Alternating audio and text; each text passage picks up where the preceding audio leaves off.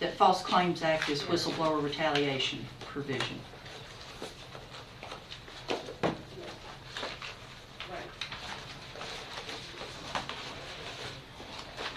Right. Yeah.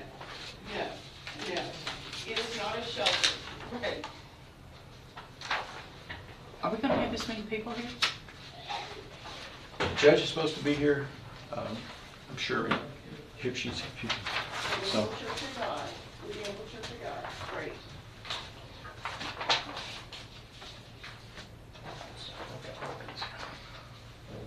Okay, so.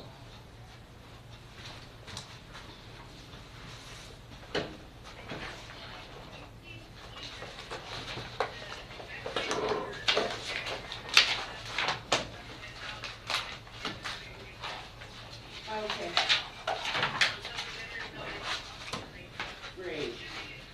Great. Let's see. It's okay. We are thinking we're gonna have to open this on Sunday when the temperatures drop. Okay, yeah. We're good. Super quick. Okay.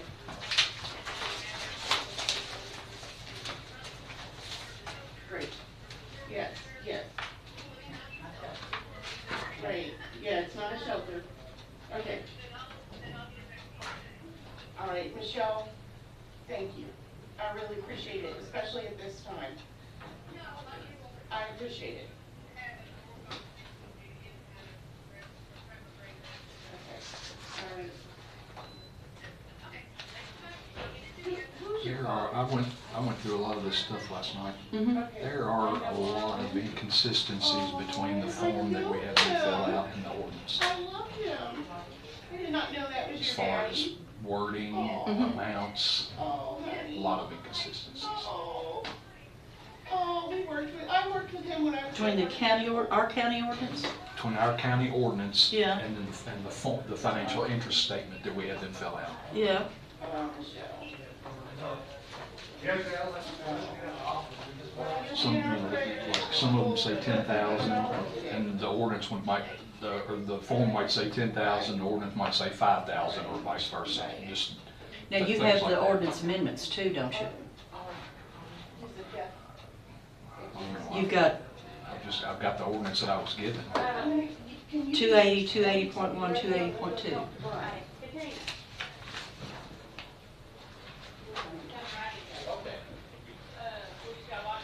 I understand. I don't know, it Let's says see, that one- recorded May 19th, 2022. That's 20, or 280. 2. Ordinance 280.2. Yeah, That's the most recent? that's the most recent. Okay. Yeah, there's a lot of different. Did you highlight them? Did you mark them? Yeah, I've gone through some, yeah, I've gone through and made notes on them. And Joe's done the same, looks like. And here's a big one on the form. We ask for the filer and spouse, but under the ordinance, on a lot of these, it says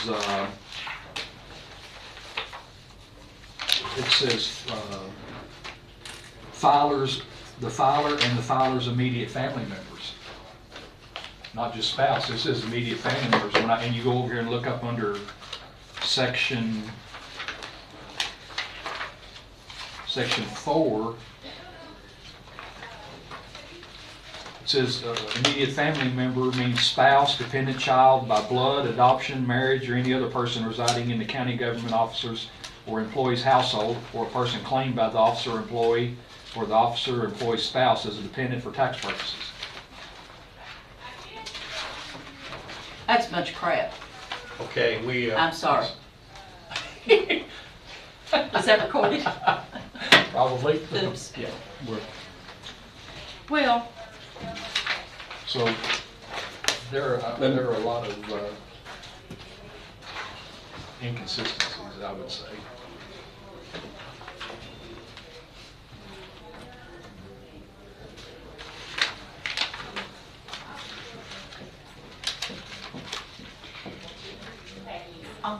we like to just Okay.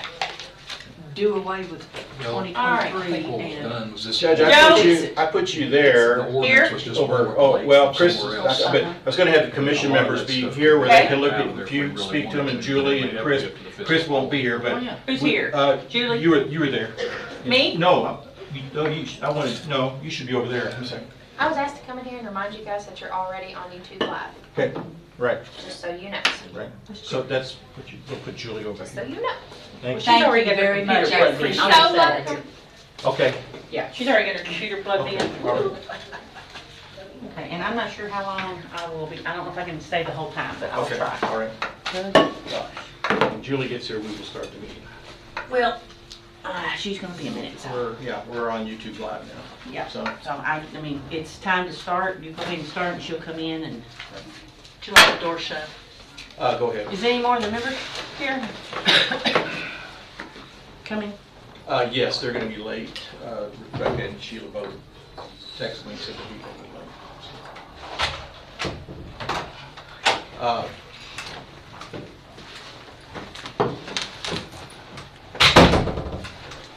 No, I didn't stay.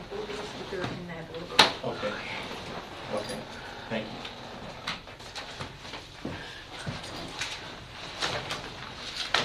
And later, we just learned we need them there. Ms. Kurtzinger, I'm gonna ask you to hold on to these for a minute to disseminate a little bit later in the meeting, if you All could. right. And we'll get started. We'll.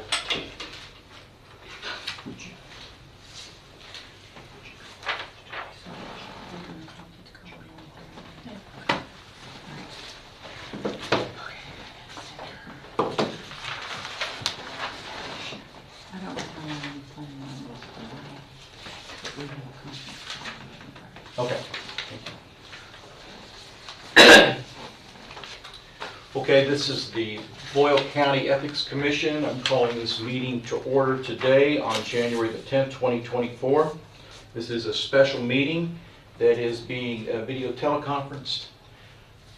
At this point in time, I'd like to ask, before we get into the formal meeting, if our secretary, Ms. Kurtzinger, would lead us in an invocation. Dear Lord, please give us the common sense and the guidance to come up with a solution to this financial disclosure and the ordinance. Help us to find our way that you would be approving of, and help us to treat people the way that they need to be treated, and hopefully the way that they would treat us, and everyone appreciate each other, and to follow in your footsteps and try to follow in your guidance. Amen. Amen. Thank you. At this point in time, for purposes of our quorum, I'd ask if you could call the roll of commission members. Who's present, for the record? Chairman Myers, Here? Member Paul Dean, Here. Secretary Kurtzinger, and I believe Sheila Kavanaugh and Rebecca Cronoda will be late. Yes, we received notification from them that they are coming, but we'll be late. We do have a quorum at this point in time if we need it. I'm not sure if that's going to be the case for this meeting, but if it is, we certainly can act if we have to. I'd like to welcome you folks on YouTube, or not, certainly these folks are no strangers to you. Julie Bottom and David Wagner, we appreciate. Our county attorney was going to come here, but he has had a call that he had to be in court, and we understand that, we appreciate it, and we can certainly let him know about what happened today and get his advice and guidance as well then. But at this point in time, I just wanted to ask if you would like, either one of you ladies would like to say anything to begin. We're going to certainly invite you to participate in our discussions, but if there's anything you'd like to share with the Ethics Commission just as a preliminary matter. Well, Chairman Myers, I just want to say thank you to you and your committee for taking this task on. It's something that has always been dealt with in county government for as far back as I can remember, and things change, and sometimes you have to revisit forms, and you have to revisit ideas of what makes up that form, and the requirements and all that. So I just appreciate the board taking on the task of doing that, and I'm looking forward to great things. Thank you for coming. Mrs. Wagner, any? don't have anything to add. She I said will- that so wonderfully. Great. Well, I'd like to say both of these ladies have been very helpful to me in my work, and I appreciate the assistance and support they've given me, as well as the commission members. So at this point in time, I'll do try to do a brief summary as much on item number 1 on what's been going on, so we can get caught up to speed to a certain extent. As you know, and as folks know, that we have been trying to gather information from different sources as listed in the agenda. I have met with the city councils in Junction City and Perryville. Got to meet and discuss with the mayors there. They were very cordial. We had a public information gathering meeting with stakeholders and Ethics Commission members on December the 13th. We took written comments from folks and gave folks an opportunity to share their views and expressions. At this point in time, I think our secretary was very capably presented some draft of the minutes that we had, and I will say at this point in time, if she would like, I can begin this if you'd like, or if you would like to start, share what your impressions were from that meeting, whichever you'd rather do. I think the people that spoke at the meeting had legitimate complaints. And I agree with them. I think the whole thing needs to be completely revamped. I think it's intrusive. And that's just my opinion. Okay. Mr. Dean, you were present there. Did you have any thoughts? Yeah, I agree. I think there were a lot of concerns about privacy issues regarding the financial interest form and what they were being asked to give. Although I think a lot of it is misconceived as what we're asking for. I think people think we're asking for amounts, and we're not. And when you go and you look at what other people have done, we're not that far out of line. But I think it does need to be revamped and some things done. There are several inconsistencies that I've found in the form and the ordinance, and so we need to address those. I think some things that I noted, one person provided a letter. She showed up at the meeting but couldn't stay for all of it. And I think she gave the perspective that we need to recognize the role that we play in Boyle County government to not only address conflicts of interest, but also to try to avoid the appearance of impropriety. And I think sometimes there is a gap that I think we as the Ethics Commission perhaps need to address in the future in terms of education, continuing education, and perhaps meeting with the public. I will just say this: talking to people in person makes a difference than just sending out forms to people who some return them, some don't, some complete them. So certainly there was some dissension there. I will say this, that the group of folks that showed up, and this is nothing against them, that there was a concentrated amount of data that we got from one particular group, and I'm not saying that their grievances are ill-founded. I'm just saying we heard from representatives from a few other groups that Mrs. Wagner and I talked about, one in particular that we think is a classic example of where the Ethics Board doesn't need to do what it's doing now as far as getting information. So those are issues we're going to talk about today. I would like to just say clear a few things up. Just because someone is a volunteer, just because someone is not paid, does not mean they don't exercise important influence over the business of county government. And depending upon those, may warrant some people who are volunteers to have more strict scrutiny than others. So the fact that you're not being paid does not necessarily correlate with the degree of scrutiny that you have. As far as the intrusiveness goes, the article that I provided to you all from Mark Davis, I believe it was, he noted, this is like 2007, he said there's 3 types of disclosures, and he said the annual financial disclosure is the most hated, and he mentioned the things about being irrelevant information, intrusive information, and pointed out, and he agreed, he said this is how people see it. So what the research has shown from New York and other places and what we heard at our meeting is coinciding. So we're always going to find folks that are going to feel things are intrusive. We're going to find some folks, like the lady who wrote the letter, that she didn't mind it. So we recognize that there's a group, but our job is really not to necessarily please people. Our job is to try to serve as the Ethics Commission in trying to promote government, that people make the right decisions for the right reasons, and that there's a degree of transparency. We want to avoid conflicts of interest, and as I mentioned, the appearance of impropriety, there may not be any impropriety, but if there is that appearance that the public sees, that can cause damage to government. The problem with that can be that folks will see the government as being corrupt when maybe it's not. It may see that the government, people may not want to work for the government or volunteer because they feel this is a corrupt organization. That's the other side of the equation. People have their rights to privacy, which I certainly respect, and as we talk about this, that will become apparent, I think, on some of the items. But I will say this, that I think that there's a difference between advisory boards and people with procurement responsibilities of millions of dollars. There are people who are elected to office, and we're going to look at folks in categories of folks today, I think, and get an idea of like where do we need to focus our energies more and less, and maybe for some folks just say thank you very much for your service, we're glad you're here. The other thing is, in terms of showing a lack of trust in appointees, this was one of the concerns that was raised in the meeting by having this. I can understand that. First of all, we ask folks, volunteers in particular, we ask folks to serve. Okay, well, are we asking people to serve that we don't trust? I mean, it doesn't register. You're thinking, like, if you think I'm good enough, well, then why do you need now to follow up on these things? Very, very logical thinking. The point is, though, that as people go on, their finances can change, their situations can change, and the annual disclosure form is an opportunity for them to focus on things that are going on in their life that may actually put them in a position where someone may question their partiality or potential for a conflict of interest. Not saying they're doing anything wrong, but if the public gets the impression that there's something that may not seem right, we want to be able to be there to help these folks, first of all, so we can get this cleared up. Just because there is a conflict of interest, even, doesn't necessarily mean that someone's disqualified. You can have conflicts of interest of various minor amounts. You can have a situation where we have like a vendor and they're the only vendor that does what we need. And there's also a need for people to recognize that we're dealing with the public's money here.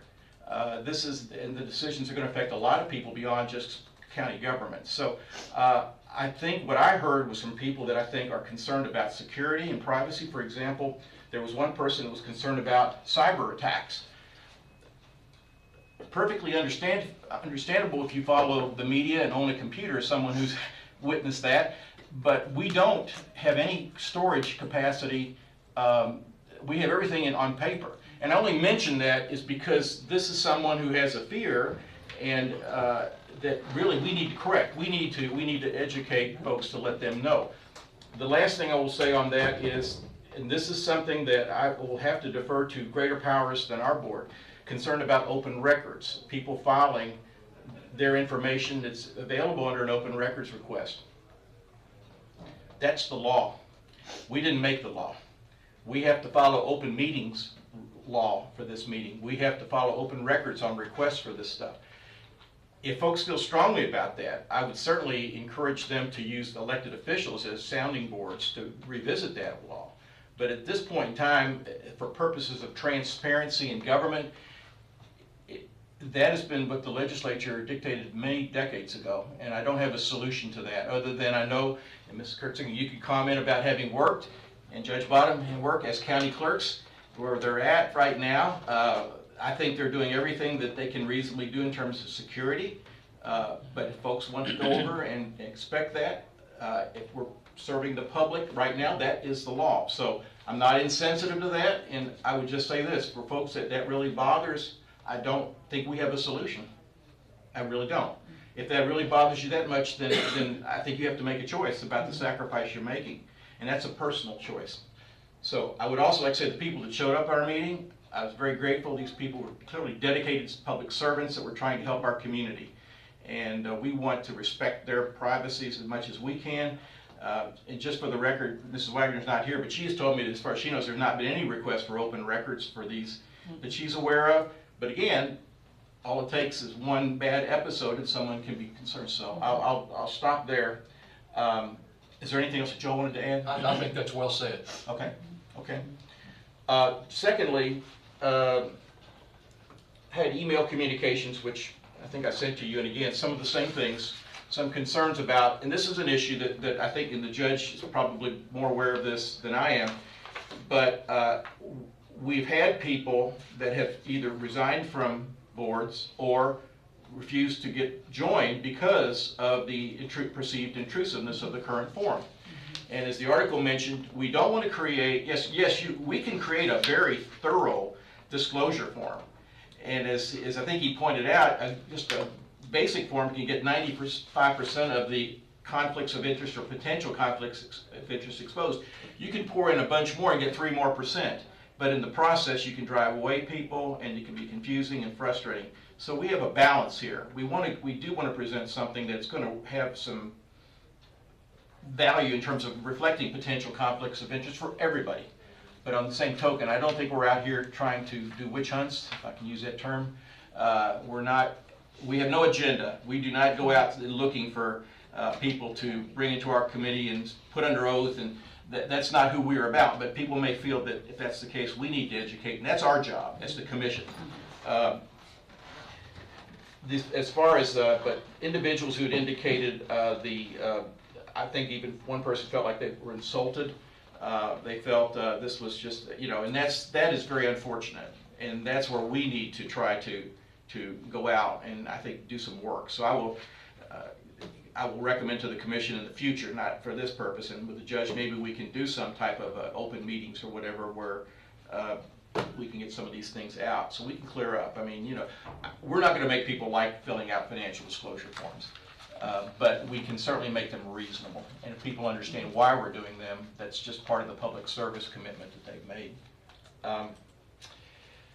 The communications with county government and officials, I will say this, and Ms. Wagner, I will defer to you for a moment on this, but I was present during one conversation with Kentucky Association of Counties Representative, Mr. Richard Ornstein. Yes. Okay. We're now joined by one of our commission members, Mrs. Curnow, and my predecessor. We're very happy to have you here, and thank you for letting us know that you were going to be delayed. We appreciate it. We are on the agenda item 1-4 at this point in time, and we are being recorded live on YouTube, just to let you know. Hope everything is going all right at your household. Okay. Our communications with county government officials, Mr. Ornstein gave us some, I think, insightful impressions of someone who has worked with counties throughout the state. And he had some comments, I think, in terms of some of our provisions in our code. I don't know, would you like to go ahead and address that? Well, I think his overall summarization of our form was that it was unusual that we asked for that level of information. And he used the term unusual. He said, I've not seen this in any other county that I've worked with, that it's quite unusual that you would ask for this much information. That's what I took away from that, was he wasn't telling us it was wrong, but he was saying that he had not seen that depth of requiring information. So As I recall, he identified 4 sections that he said Yes. that there wasn't anything, he wasn't saying they're illegal or whatever, but he felt they're on the edge, and in terms of intrusiveness possibly, but so I think that to me was a red flag, that we had an objective person outside of Boyle County who's had experience with other counties and could give us that opinion, and I think that's another reason why we need to have this process. So you've also accumulated, as you folks know, if you want to talk a little bit about this document that you have, the big one that shows all the counties. We talked about trying to sample codes from select other counties that we thought would be around the state and perhaps comparable to some degree with Danville-Boyle County. We did not include Fayette County or Jefferson County, but tried to get places. And all the surrounding counties, geographically, so we see in our region. So Ms. Wagner had some specific recommendations. I will ask if you would like to go ahead and talk about those at this point in time. yes, and I'm trying to find, where is my recommendation? So I pulled the ethics ordinances down and took them, we actually talked to Rich again at CAECO about these recommendations. The first one was that the majority of counties, around 59%, require the disclosure of income over $5,000. we're in line with the minority of 17% that put that threshold at 10,000, and I think there was one that was even 50,000, if I remember correctly. So we're in the bottom third, but I don't know that that means we have to change that level. That's totally up to you. Only 2 counties asked for securities of investments. Those are at a threshold of $5,000 and more, and many counties exclude all retirement sources. I didn't note those as much, but that was a common thread, that if your securities are investment related for retirement, that you do not have to disclose. 9 of the 34 counties require committee members to fill out disclosure forms.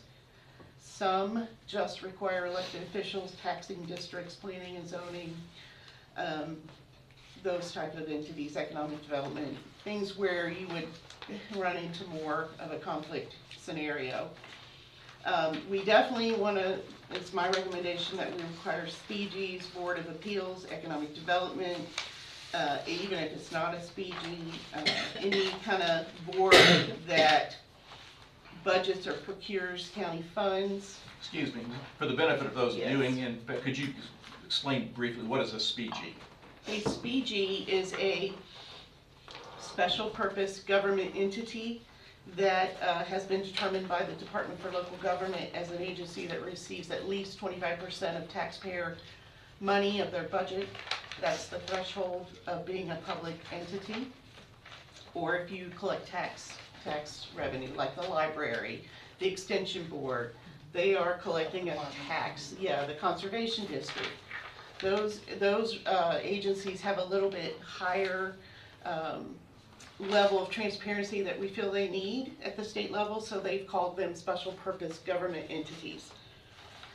My count, from what I got, is that we have 11 in Boyle County. That sounds about right, yes.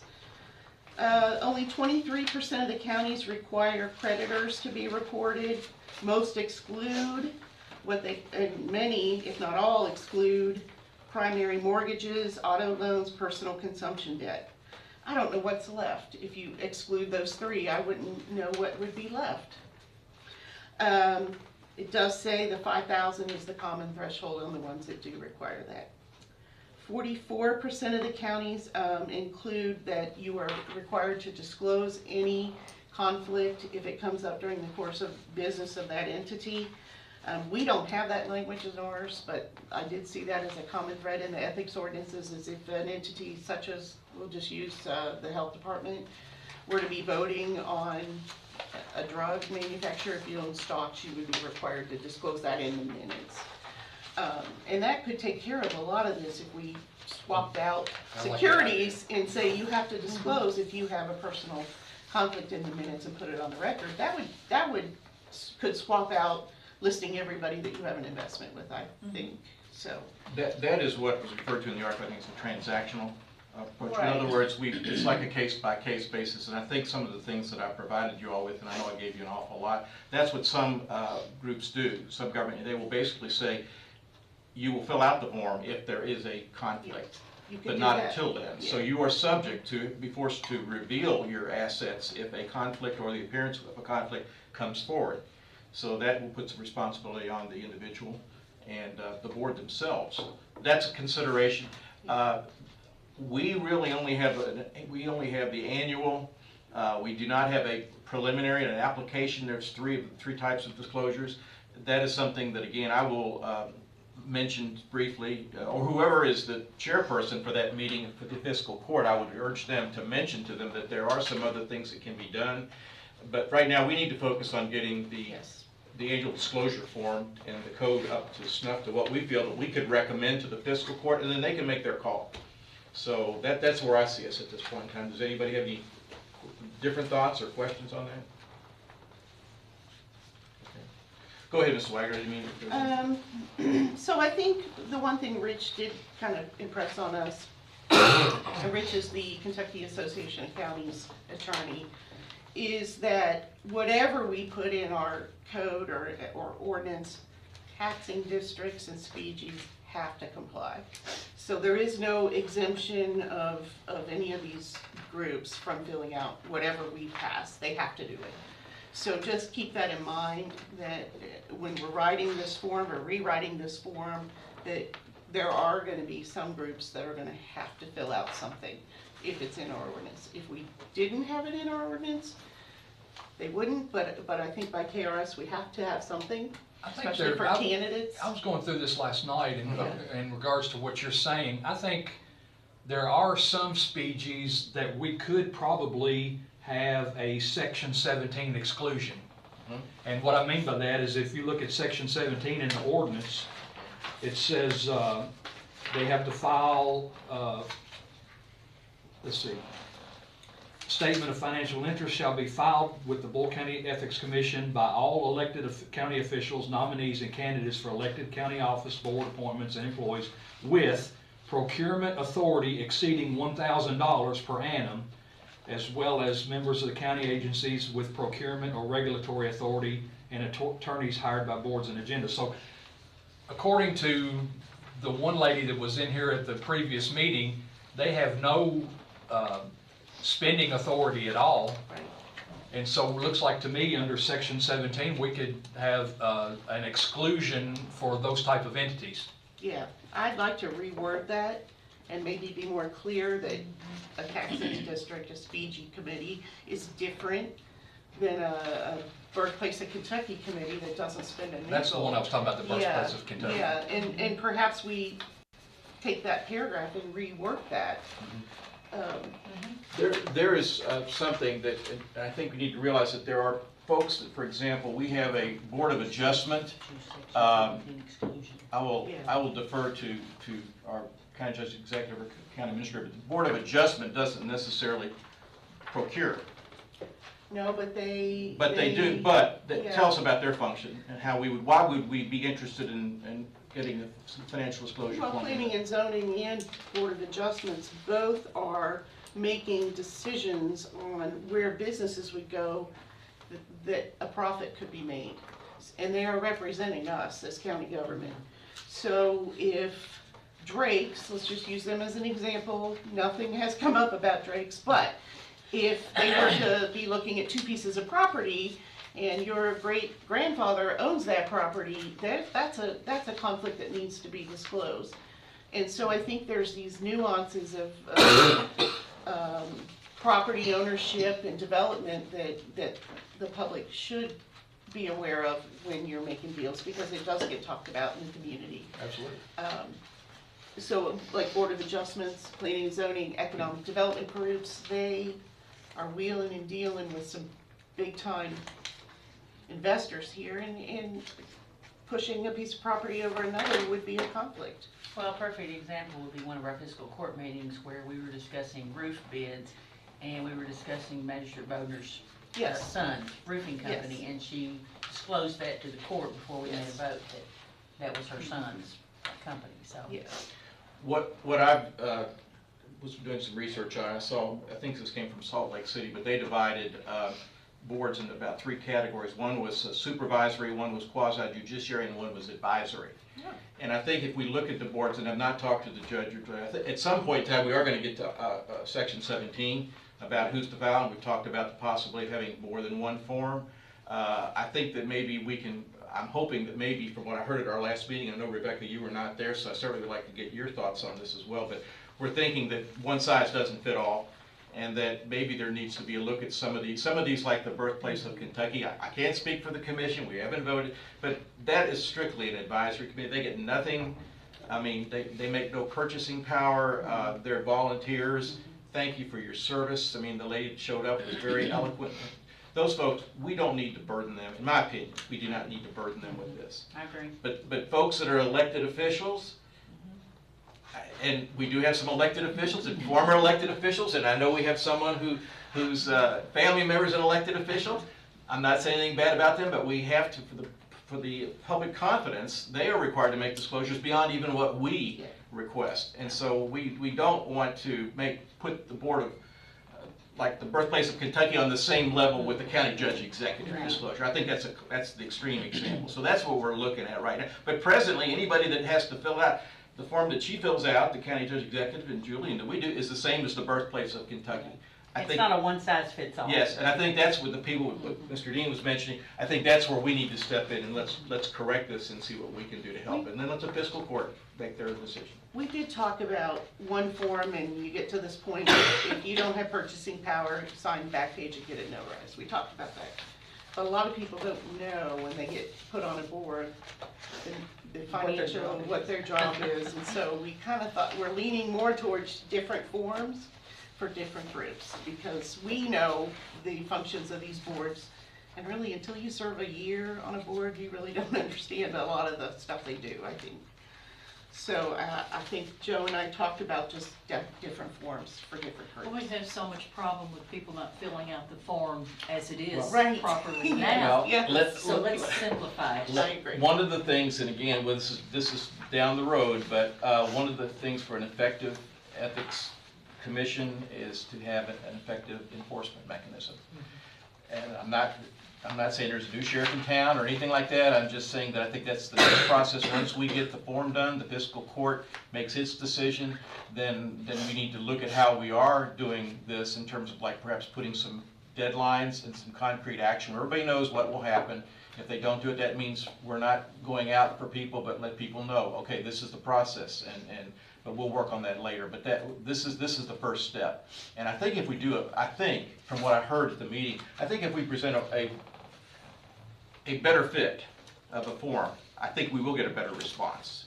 And I think people will, if we educate folks, I think a little bit, that will also let them know that this is just part of being a public, contributing to the public, okay?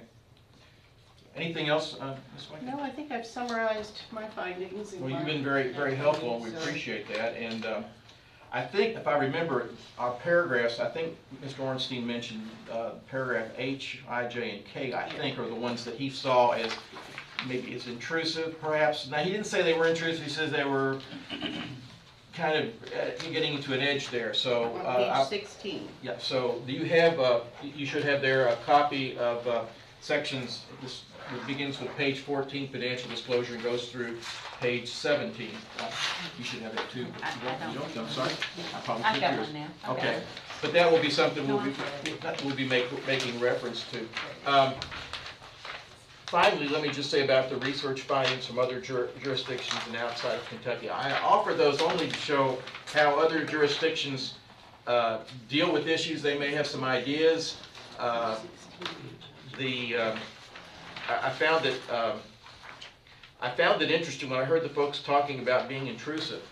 After looking at what some of these places require, I think we'd be probably not asked to serve anymore on the Ethics Commission if we adopted some of those. Because let's face it, if you're working for a state, that's a higher level probably. You know, if you're doing something, if you're on a commission, we want to know about your conflicts if you're the person that's going to raise rates on utility companies or whatever, or procurement process.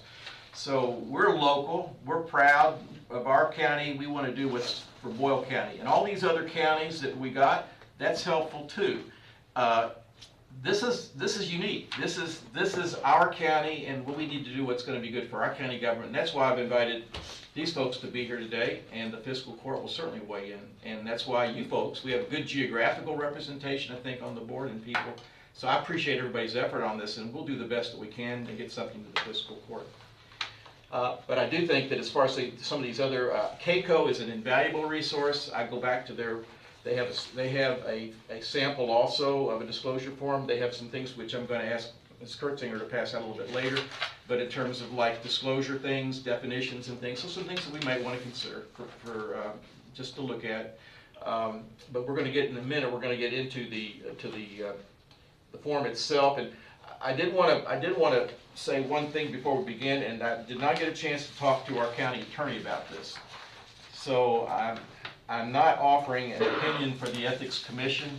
I'm just going to offer my own opinion on something, but the section 21, if you look at that, it's on page 15 of the handout. If you begin the first paragraph, it says, the statement of financial interest shall be filed on the form provided by the Ethics Commission and include the following information for the preceding year, calendar year, okay? from what I've seen in other language places, there you can substitute the word consist of, but that's not what the fiscal court did when they enacted that. This is how I read this, and I'm certainly open to discussion on this. I think if you take this, the plain meaning of the language is that whatever we do, whatever we decide on we want in, that will be included on that. But after that, or anytime, we are, I think, entitled to add things.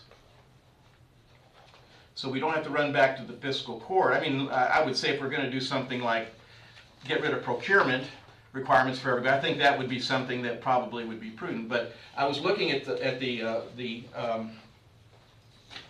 form that you passed out, and you'll note I made some notes on it. There were some I was looking at. Where did that come from? And I guess maybe just for us to think about this is that we do need to, whatever we put in this, we need to put into the form. But we can also add things to the form as well if we need to for some flexibility. So some of the ideas we've talked about, maybe we're not going to put them together. Maybe we're not ready for that. But in the future, we might be able to do that. Does that make sense? That we can add things, but we have to keep the core. We cannot get rid of anything that's included in it. Policy, I think, would be fiscal court, but administrative stuff. Yeah, but I mean, like for example, I think there's, if you look at the form, and one of the people mentioned that the form on the last page about just if I can get this.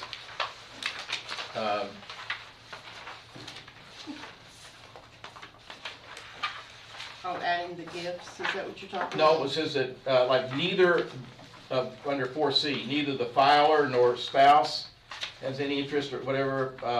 Okay. He felt that was, I think he felt that was okay. I mean, he felt like there was one, or maybe it was 4C, but yeah, there was one person from the health department said just business interests that have anything to do with the health department. He wanted a more narrow focus on that. I guess my point being is that what we want to get done today and in our next meeting is to put something out for that we want to be in this form. And I think we should probably try to get everything we can get in for this now, but in the future, I think we can do some things, maybe minor adjustments or things we want to include. So I just mentioned that in passing. Okay, before we begin on looking at the form, does anybody have any other comments about what we talked about? Any questions? Okay. What I've done is, if you look at the financial interest statement that I've done, what I've done is for purposes of each section, I've tried to identify the sections that are how they're related. They don't follow an A, B, C, D, but I thought just going through the form might be better than just necessarily going through each paragraph itself, since this is the user's going to be with, if everybody feels comfortable with this. So I think at this point in time, I would like for the commission, and certainly with input from these folks, let's look at what we've got, what we want to keep, what we want to modify, what we want to get rid of. I think we probably have some low-hanging fruit here that we're ready to take off the tree, but I don't want to speak for you all. We do have a quorum, and we will meet next week at 9 o'clock here, and we can delay a vote on these things. So I think if I get an idea that everybody says we want to get rid of this, then we don't need to spend time drafting or redrafting anything on that. If people say we want to keep it, we want to modify it, maybe that's something I need to work on, or maybe with your help I need to work on. So maybe we just start with looking at the first item, the filer's name. This is what I wrote, and again, jump in. I know, Paul, I think you did something similar, looking at what is in the code and what is on the form and what's missing. Right. And so we do need you to get it out of the code, or we need to put it on the form at this point in time. Exactly. That's our choices, and I'm not saying which way to do it. I'll start that with just saying I looked at sections A and section C as far as this identification information. We did mention at our meeting on the 13th, which was not any type of a binding vote, about eliminating the domestic partner from this, just keeping spouse. Now again, Rebecca was not here and Ms. Kavanaugh was not here, and I would like certainly them. So if that is something that we need to discuss, we can modify that or change it, keep it, whatever, but that would be something that I think, since there were members of the board that expressed an interest in doing that, I'd like to have that an issue. I don't know if there's any feelings right now. Rebecca, I'm not trying to put you on the spot, but that you have any feelings. I know, I should point out, you've done a lot of work with this form, a lot more than I've done, so you may see some things from your experience that we're missing. So I'd certainly invite you if you think we should keep the domestic partner, or we should get rid of it, or what do you think? What was the feeling that you said? To eliminate domestic partner, just keep spouse. I agree, that I think it should be eliminated. Okay. Do you all, Paul, Denise, do you? Yes. That's fine by me. Okay. On address, under section 8, it seems they also want the business and home address. So I think if we're going to keep that, and I'm going to guess, and maybe folks, Judge Bottom, you've been with county government for a long time, and I just wonder, in terms of, is that almost like saying, okay, if we see what your business is, we see your address or whatever, then that may be a disclosure in itself. In other words, if I own a plumbing company, or or whatever, or something like that, that would be helpful to know. I don't know, but I think they want the business address and home address, and they also want the business phone number, and they want the occupation of the filer and the filer's spouse under section C. So you're saying if they didn't own their own business, but they worked somewhere, like I would put the courthouse address plus my home address? Yes, you'd have that, and then down, according to section C, they want the occupation of the filer and the filer's spouse. So if, let's say you work for a plumbing company, but you don't need to list that name, you would still see, okay, I work in the plumbing business, or I work in the bank, or whatever. So those are identification things that are presently in the code. I would say if we're going to leave those alone, we need to include those on the form. I don't know if everybody feel the same way? I think so. On address, and I don't want to skip ahead, but I was looking at phone number before you brought up address. Right. It's got business phone number. Right. Well, what if you have someone that's not allowed to receive calls at work, and they have a cell phone? So I think that's what you're going to get most anyway, is cell phone numbers, so why not just put a phone number? It doesn't have to be a business number. Yeah, okay, so just phone number and leave business out of it. Strike business out of the ordinance. Okay. Business phone number. Does that sound agreeable to everybody? In other words, Well, I'm not looking at the ordinance, I'm Yeah, going. page 15. Well, we'd have to take it out of the ordinance, because it does say business Yeah. telephone number, so I would just strike business. Okay. Strike business. well, let me ask the folks on the commission. Would you all feel? Do you feel okay with that? Okay, so we will move to Ms. Kurtzing. I trust that you're writing these things down for those of us with not the best of memory. I am recording it. Thank you. It's being recorded. I do a lot Okay. better typing. Under section A, on section 21, 21. could we add email? Oh, that would be good. I think that contact by email a lot of times is preferable to phone numbers. Yeah. So if we can get an email address. I think that's fine. I have no problem. What about you? That was included in what we wanted to do, was to add the email address. Right. Okay. Rebecca, do you feel okay So with that that? would be under phone number, you think? So phone number and email. Yes. Well, the good thing about having an email is that you don't have to worry about somebody not taking the email. At least they're noted, you got to send it, you got a record there, as opposed to 5 failed phone attempts. So, okay, that sounds good. Anything else under the part about identification? I didn't realize that the ordinance calls for the disclosure of occupations, but the form didn't.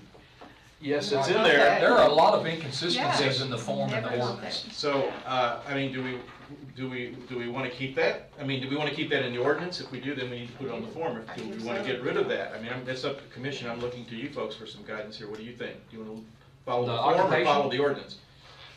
What are the occupation? Oh, I don't have a problem with that. Yeah. Rebecca, Denise, do you all feel okay with that?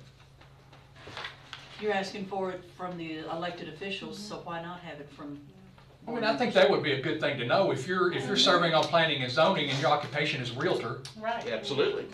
It's good to Or know. land Good to know. speculator. Yeah, right. Okay, that's good. Okay. Next is, please state the name of board employment position. What I noticed here is in section B that there is nothing here specifically saying the office that you are seeking as an elected official. And I think that needs to be clear, because the people that are running may be not on a board or commission, they may not have been appointed, but they are someone that we need to know. We need to know what, I guess we need to know what they're running for too. Do we need to identify that? So if somebody's running for county judge executive or county surveyor, there may be a difference. Yes. You know, not saying anything bad about the county surveyor, but they have a different role to play. Right. Okay, so, Yeah, I think we need to add wording in there about board or commission appointment. okay. You want me to put SBGEs also? How are they? They are appointed by, we have, I know, Judge Bottom, you serve on a SBG. You and one other county appointee. The rest are, how are the other folks decided? They all vary. Yeah, it just varies. Some are appointed by the actual board, you know, they do it themselves. It varies. Some KRS Yeah, some are, yeah. Okay. You know, like the fire board, Okay. it's pretty clear. So do you want to add the speeches along with that language too? You mentioned something, Julie, about speeches being identified along with boards. Yeah, but I'm not sure it goes in 21. No, it may not be in there. I'm just saying when this was enacted, there was no such thing as a Right. speech. Which you were appointed on your county appointment. I think a speedy goes, section 17, that paragraph. Okay, Yeah, so we I don't, agree. okay, so for purposes of identification there, we don't need to put that in that? you I think? don't think it needs to be on the form as much as it is. I mean, Okay, I just want to, no, that's all right, I'm just saying, so, I think, do you think, because there was some question at one point in time, legal question about whether board speeches were boards? I'm wondering if somebody on a speech, well, I'm not on a board, I'm on a speechie, I'm not on a Right, we need commission. to put that in the ordinance. Okay, y'all follow what we're talking about, the special purpose government entities, that they would be, in other words, put that in along with board, commission, Yeah. and SPGEs. so another slash, Yeah, I think some, yeah, on Okay. section 17. Ms. Kavanaugh, welcome. I made it, didn't I? We're glad, I hope everything's going okay. We are presently on the agenda right now on looking at the second section and looking at the ordinance and looking at the form. You should have a form of financial interest statement which has writing on it, that's my writing. And there's also been provided the sections, we're looking at section 17, not right now, we're looking primarily at section 21, which is in this form. And we're going through the financial interest statement. We've gotten down through the identification part, employment title position part, and now I think we are ready now to move into what I would call the red meat of this, perhaps. So, I said, we got everything on that. Any questions? I think we have an idea of what we want to do with the form and the ordinance on those identification points. Section H. That was one that Mr. Ornstein mentioned as a group, that's something. Again, Ms. Wagner asked for any comments that you would like to, Ms. Kavanaugh was not here, in terms of the securities, what we found from other creditors and offices, well, creditors and securities. Any thoughts that you would like to share with her briefly? Well, just that only 2 counties require the disclosure of securities and investments. The second thing is creditors, only 23%, only a quarter of the counties I surveyed require creditors, and most, if not all, exclude mortgages, auto loans, personal consumption debt. So that pertains to H, which Rich found peculiar that we asked for that, so. Let me say as we begin this part of the form, we haven't decided as a commission yet, do we want to pursue 2 separate forms? I've mentioned terms like a tier 1, a tier 2 form, maybe the tier 1 being more like for elected officials, people with procurement, the tier 2 form being more relaxed in some form. I think it might be helpful as we look at each one of these, and I'm not saying how you all should decide this, but I think if there's something let's take for example, on creditors. I say maybe we want elected officials to reveal this. Maybe we don't want people that are, dull. I think it would be helpful to note for our purposes, and maybe we don't have to decide today, but to be thinking, if we are going to have 2 forms, they definitely want to be different from each other. I mean, they need to be distinct, and so keep this in mind as we're going through these requirements. I think we all have talked about elected officials being at a high level, people with procurement, taxing districts and all those folks. Those are the easy ones, I'd say. But we have other like speechies, we have, maybe not, but we have boards that perhaps do some things that maybe we do want to have some disclosure. Maybe it's just a situational conflict, I don't know. But kind of keep this in mind, so if we say we don't want creditors, is that for everybody? Or maybe it's just, we don't want creditors for a lower tier? Well, what are we gonna get if we eliminate mortgages, credit card debt, that kind of thing? What are we gonna get? That's what I'm like, what's left? Personal consumption debt, I can't, I mean, just personal loan, yeah, I guess property, you know, I mean, it outlines, it would be business debt. yeah, except debts arising from purchase of a primary residence or purchase of consumer goods which are bought or used primarily for personal, family, or household purposes.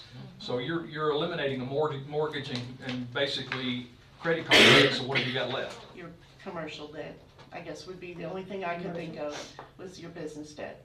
So maybe, And do you maybe need if that? you own investment property and you have a lien against Right. it, something like that would be the only thing that I And could does come up that with. help you to have That that would be few and information? far between. Yeah, I mean, that wouldn't be that I common. mean, is that out of line to ask for, though? I don't know. I don't know. Let me ask an elected official. If you were, hypothetically, if you were running against someone and you knew, legally knew, that they had a large amount of debt to some interest, would you think that would be something that would be a campaign issue? Sure. Now, let me ask you this question. I don't know nothing about election law, except not to campaign around. We all know that. What is required of candidates in terms of financial disclosures? If this is being disclosed elsewhere, do we need to get that, or should we? Are those two separate things, or is that going to be something that's going to be out in the public arena anyway, even if we don't ask for it? No, there's no other. Well, there's no other form that you have to disclose that on, no. Just this. It would just be if someone just knew it, it was public knowledge, and then that was shared with other members of the public. Okay.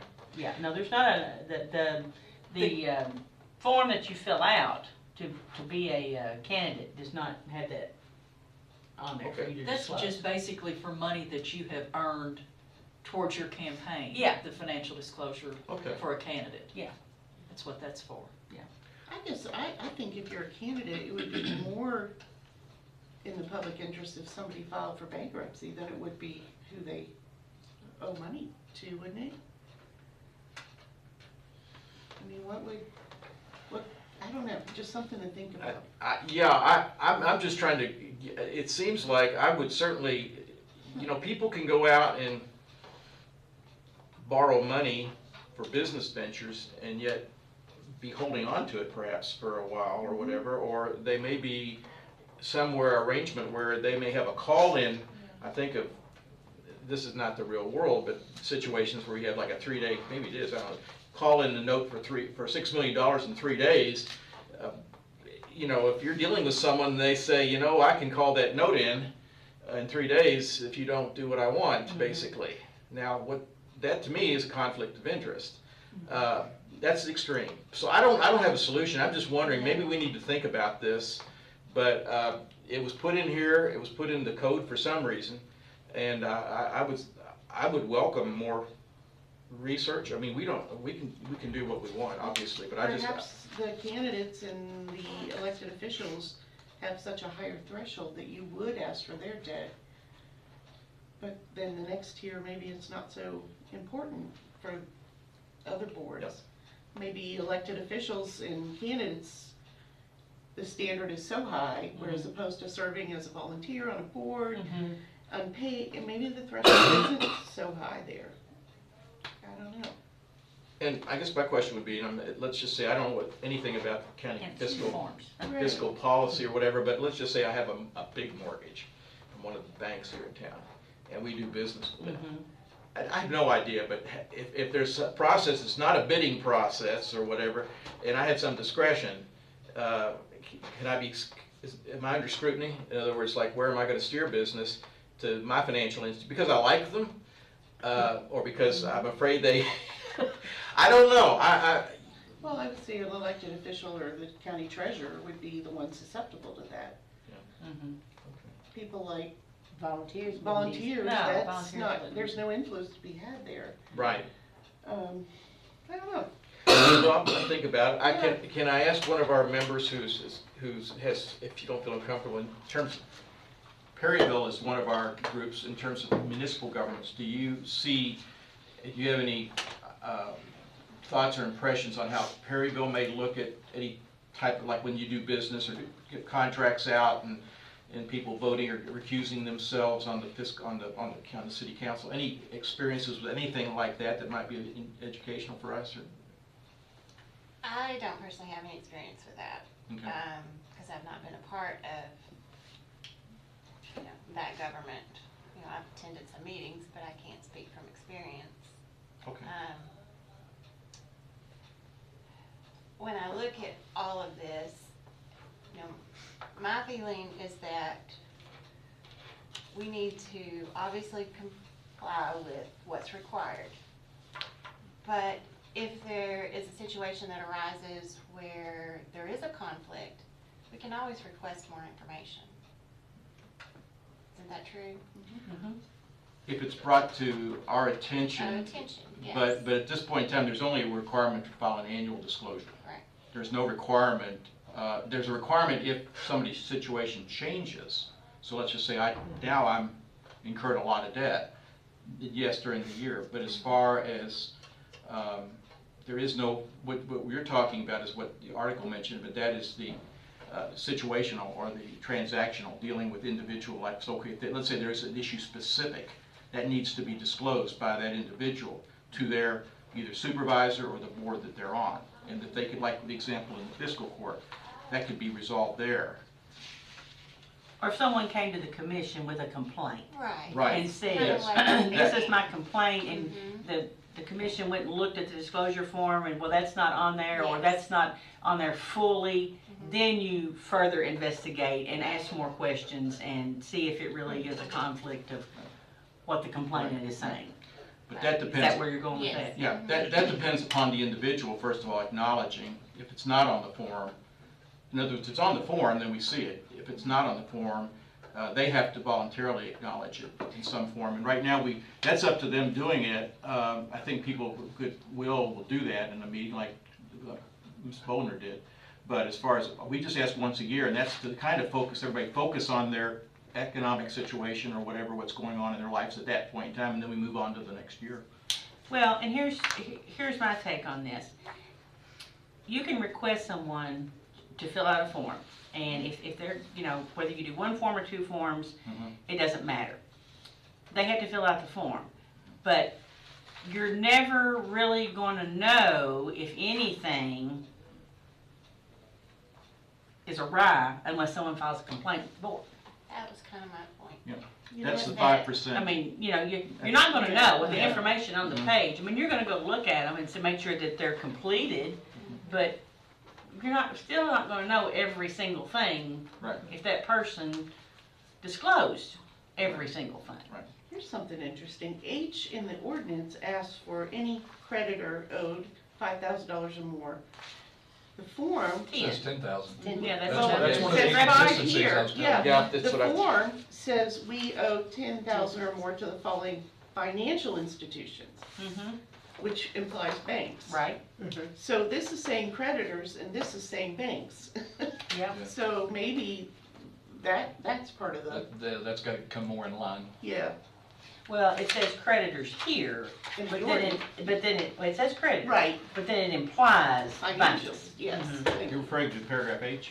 Yes. Yes, section Okay. H. Okay, yeah, I noticed on there, like, we've got we owe $10,000 or more. It looks like they're combining the two, but when it's 5,000 for an individual. Yeah. And so it raises, if it's just, like, I'm a single person, so if I'm doing it, then that gives me a $10,000 limit, when in fact this code wants it to be 5,000 for the individual. Right. So that's something to be worked on. So what do you think? Well, Should if we- we're going to leave that section I in for creditors, I think we need to put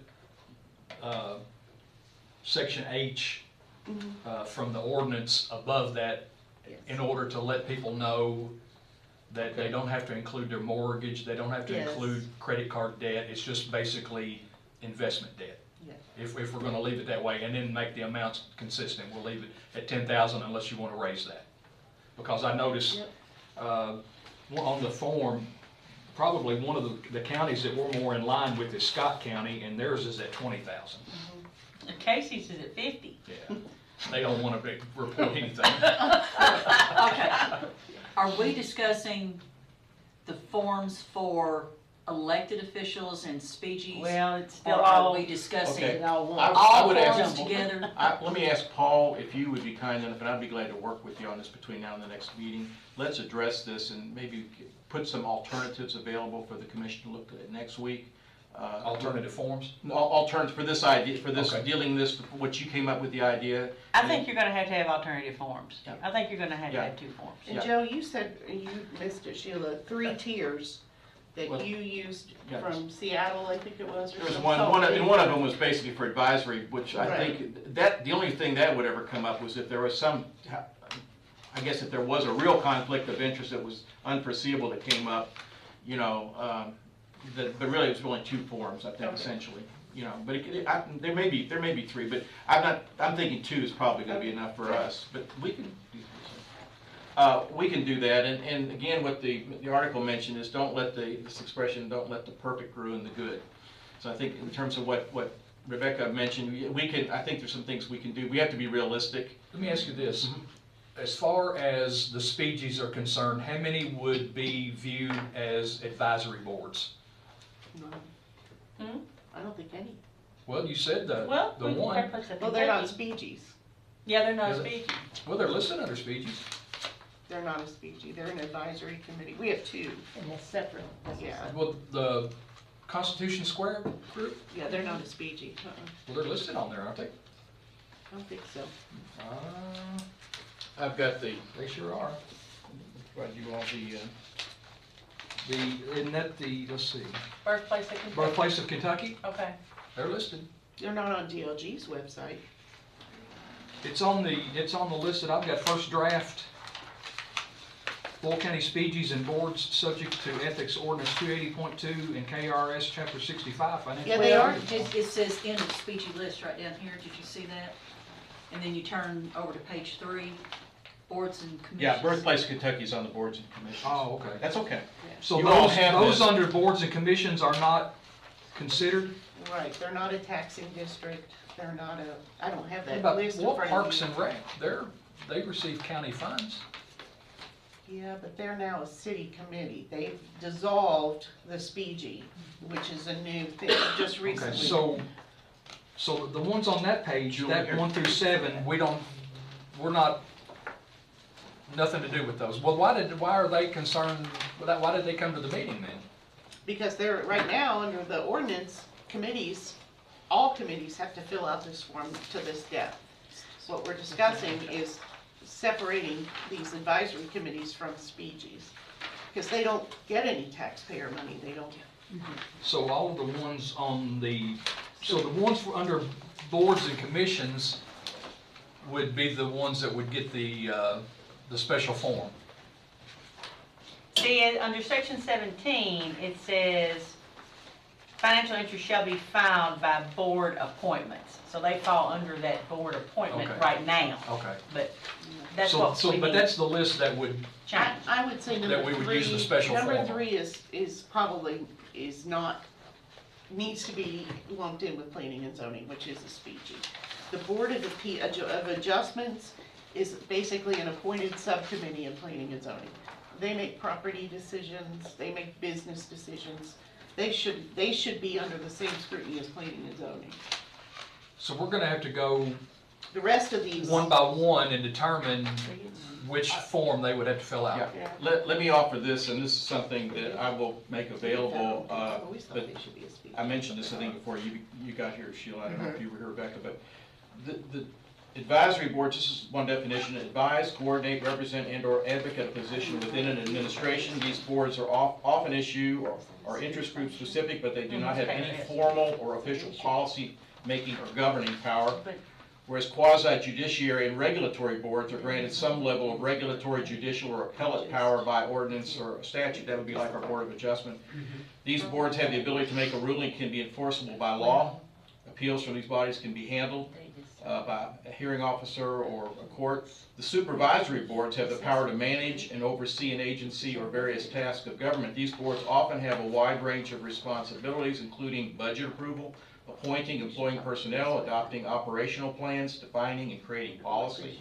In some cases, decisions of these boards are considered advisory, this one to the mayor. However, in general, the bulk of decision-making occurs at the board level, and decisions are only overturned by elected officials with cause. This is only to give you an idea in terms of when we're looking at these, we may want to treat these differently. I think we need to probably, I mentioned this to Julie a little bit, I think it might be helpful for us to get a criteria of like, okay, let's, I'm not saying to use this, but let's get something, let's say what is an advisory board, and put it in the code. I totally agree. What is, you know, these other ones as well.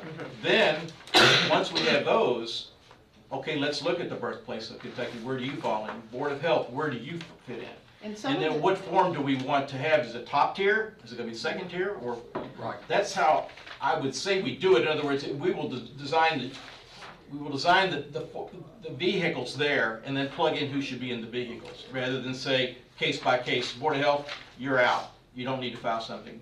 Planning and zoning, you're in. You need to file top tier. And there are counties that do that. They pull out taxing districts, ethics, Board of Adjustments, Board of Appeals. I think that's exactly what we need to do. Okay.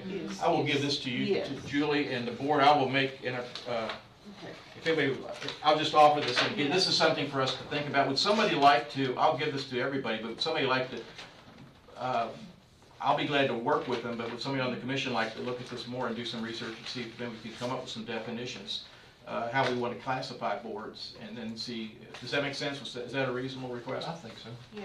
Would one of you all like to, I'd like you all to be involved. I'm not saying you all have to do all the work, but I'd like somebody. See, it's hard to, it would be hard for me to do because I don't know what all those boards are doing. No, I understand. I think the thing is, we put You that. can collaborate with Julie. Yeah. Okay. All right, I'll collaborate with you then. Yeah. Okay, all right. Because we can probably pull some of these ordinances out and steal their, copy, sort of use that as a model for how and come back with some suggestions, and you guys can pick which one you like. Is that okay? Okay. Okay, so as far as creditors concerned, you're going to be working on that with me, right, Paul? Yes. And then on the offices or directorships, that was one I think that Rich also mentioned. Does anybody have any, it's under section I of the code. It's number 2 on here. Your thoughts on the present form, do we feel okay with that? Does that, Yeah, I didn't have any. anybody have Is it any feelings? important? Is it important that you know if they serve on a board? I guess it. I would think so. Yeah. If somebody's on the board of directors at Farmers National Bank, I think that would pertain to, depending on what board you're on, that could be something worth knowing. I just think it's an opportunity to see if there's anything that need to be looked at or concerned with. It's to me, it's like I don't think there's any secret society boards we're talking about here or anything. We're talking about like nonprofits or business boards. And that's just, again, you may not have a conflict of interest at the time you fill this out, but something could arise in the course of your business where it does. And that would be appropriate at that point in time, so everybody knows, or at least it's public record. So I hear what y'all saying, we would just leave that one as it is right now? I think so. Okay, Well, go ahead. we wanted to change corporation to company. Yeah, I'm sorry, that's right. One of the persons suggested just changing it to companies, because corporations is a legal term, and that would exclude some businesses, so thank you. I believe that was Louise's, It was. and I give her credit for that, Louise Allen. Thank you. Anything else on that one? Section J, securities. I'd like somebody else to lead the discussion on this one. Vice Chair Kavanaugh. What is your reaction to having securities listed here? All these securities that we've got. And may I ask one question of my predecessor? How many times did we see on forums where people would fill out some of these but not all of these? Yes. I think the form itself may be an issue, but the substance is what I'd like to address now. Section J, do we want to keep this? Do we want to modify it? Do we want to get rid of it? Replace it with something? What do you all think? On the list of counties that she put together, there are only 2 that require any. And so I think it's obvious that most counties don't feel like they need that information. Yeah. And I'm of the opinion that I think that is probably the most burdensome thing that we ask for, and I would like to eliminate that. Does everybody else on the commission agree? I agree. All right. Then Because, yeah, there's only 2 other. So we would have to strike We will- section J from the ordinance. Yes, we will, next week, when we vote, we'll eliminate that, so we won't be putting any more time and effort. That's for everybody now. We're talking about whether you're, whatever tier, whether you're running Right. or anything, so. And that's, the security thing, we don't need to ask for that, but that's one of those things in the section,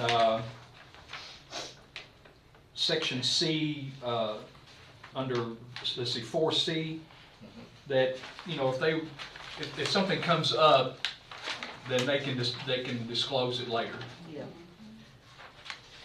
Yeah. So possibly replace that with language that Yes, I think we. must formally disclose any relationships. Yeah, okay. Right. Yeah, it's like Joe mentioned at one of the previous meetings, if somebody owns 100,000 shares of AT&T stock, and AT&T is bidding on putting in phone service for something, then that's probably something we need to know about, but they need to know they need to disclose that. But I That's don't where the think- education part comes That, in. but how Let often is people something know. like that gonna come up, so I don't know that we need to ask for Right. that on the form. Yeah. And one other thing, when we deal with these situations, if somebody's familiar with a business entity or group has been great for them, they've done great service, and then a competitor is also part of the process, it almost really puts a different burden on the competitor when you're evaluating.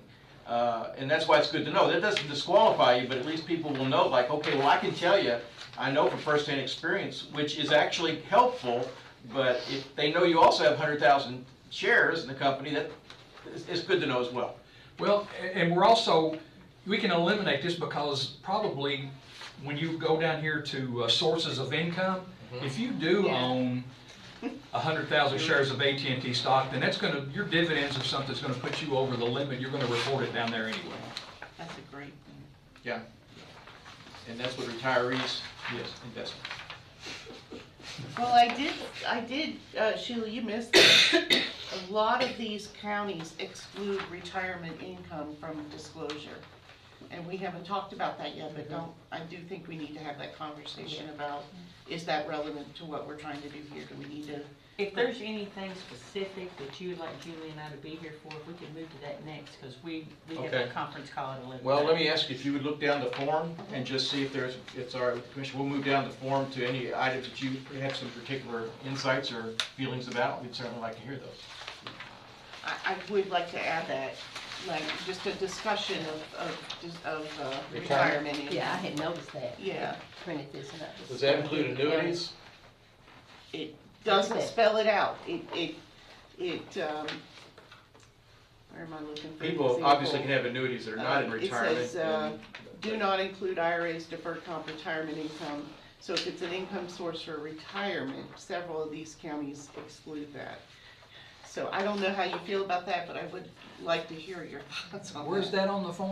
It's on not, Hopkins County but, on the chart. It's in your Hopkins County. recommendation. Yeah, I came across a couple here, and I may not have, let's see.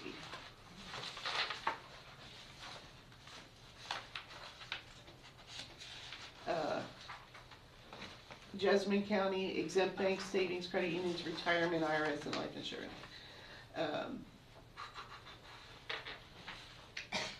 Seems like there was another one. Maybe I didn't put it on here. So it's just a thought. You guys can discuss if you think that's something you want to do. I don't feel real strongly about it, but it might be a way to pacify some of the concerns if. Well, Boyd County has disclosed if income comes from a contract with the county. Yeah. Yeah.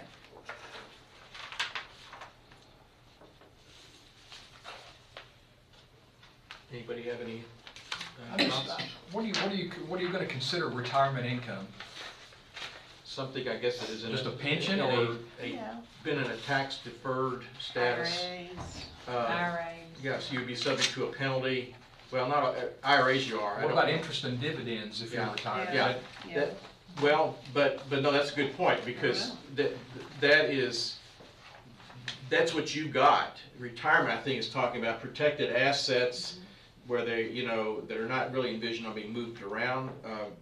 But it's dicey, but It is, yeah. I don't know. Because I think under our current situation, I think you can argue that an IRA that's self-directed certainly is I might be 50 years old and I'm investing like AT&T stock all the way right now, but I'm not, and then I have my own account outside of that doing the same thing. What's the difference? I guess what I'm saying is, why is it fair for somebody that's retired not to report that Yeah, I than don't- somebody that's not retired that's doing the same thing? Oh, that's a good point. Yeah. I think that's a good discussion for our meeting. I hear what you're saying, Paul. Anybody else have some thoughts on that? I don't think any of y'all are close to retirement age, are you? So- It doesn't, sources of income, just kind of, isn't that all encompassing? It is right now, Yes. yeah. My question was, do you want to exclude retirement? If the answer is no, then that's great. We've had that discussion. Well, you're not reporting amounts anyway, so I don't know what it would Yeah. hurt if you're, Okay. You're if just you gonna write down their social Kentucky retirement security or system. Yeah, institutions. Yeah, Uh, Social Security great. system, whatever. Commonwealth of Kentucky, or, Yeah. you know, I feel whatever. better, we've talked about it. Yeah. We Well, can- there's a No, dollar no, amount no, too. We amount. can also change the dollar amount That's too what I if was we want gonna to. ask about the dollar amount. That seems extremely low, and I'm sure that that's been on there since this form was, 1994 going. yeah, I mean, a long Yes. time, since this Tony form's Wilder. conception, I don't know, but maybe. Well, that's a good point. Maybe we want to keep this, but we want to change the amount, or maybe we want to do the idea that Julie had mentioned and maybe eliminate. I don't know. I think that's Yeah, I think do we that's need the something. amount? Huh? Do we need to keep the amount in there? The amount, but do we want to keep that amount or do we want to change it? The We can lower it, higher, The make it higher. threshold. The threshold. So, I think that's something to think about. I think that's something. Does anybody have any? I'd like to just bring up one thing before they leave, because Okay. I want to get their opinions on this. Sure. On one of the discrepancies on the form itself and the ordinance, are just for information under section D. It asks for information that identifies each source of income from the filer. Well, we're asking for the filer and maybe the spouse. It says the filer and the filer's immediate family members. Is that in the ordinance or the? That's in the form? ordinance. Okay. So we need to make a decision on, are we gonna ask just for the filer and the spouse? Or are we gonna leave that wording in there on the immediate family members, which if you turn back over and look up the definition of immediate family members, that's encompassing a lot of people. I'm I sorry, wouldn't want I to have to think- call my children and say, give me your sources of income. I wouldn't. I think what I would be I think what asking that our It is. says what- the immediate family members, so. If it's not the You can spouse, go- what would that be? Well, Well, I I mean, think children what I've under seen, 18. what I've seen is, Okay. let's put it this way, you have folks, what they will do is, they will put funds in for a minor child. So the minor child may be getting some of the wealth or whatever, and it's not the parents. So I guess the idea is, if you're using your children in some way to cover your, that's what I think is behind that. I'm just saying, but if- under section 4L, it says immediate family member means spouse, dependent child by blood, adoption, or marriage, or any other person Right. residing in the county government officers or employee's household, Right. or a person claimed by the officer or employee or the officer's employee's spouse as a dependent for tax purposes. right, yeah, Okay. and that's, So are we gonna leave that wording and then transfer that to the form? Or are we gonna strike that from the ordinance? I move to strike it. from the ordinance. So you would change, I would take out immediate family. Spouse and. That's just my, father. Yeah. that's just my personal opinion. Now, And I think once again, if there's a conflict someone perceives, we can always request more information. Yeah. But I think we're kind of Overworking it. making it more difficult than it needs to be. Okay, would you, in terms of, so you're talking about paragraph He said section 4L, is that right, Paul? Section 4L, yes, that's the definition of immediate family member. But you've got that, it mentions immediate family member under section D of section 21, and then also paragraph E.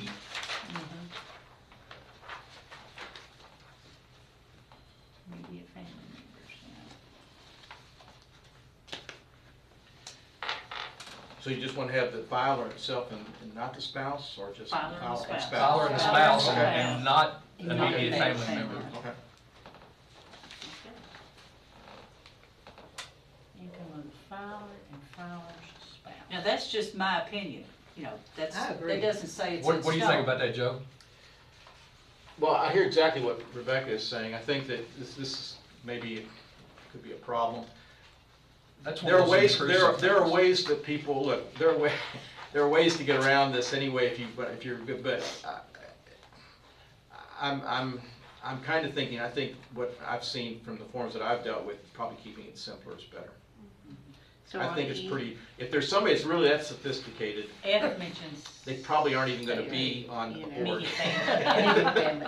I shouldn't say that. Just spouse. So are we under the opinion that we want to strike section 4L, and then under the section 21, remove immediate family members from D and E and And F, what about F? and F. and F? So we want to remove immediate family members from all of section, Right. 21. anywhere it is, in and section 21. substitute spouse if spouse is not there. Okay, does that sound right? I think that's right. Okay.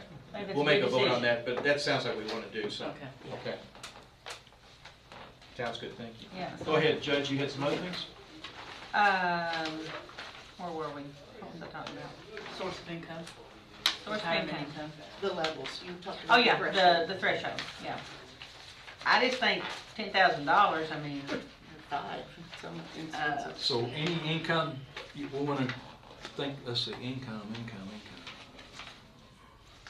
Are you talking about about D, section E, 5? F, G, H, all yeah, of I'm trying to those. find it again, I can't really remember where it was at. These are all over the If place. you look on the form here, this is identifies as D, That's where I was at, yeah. Section D, D, okay.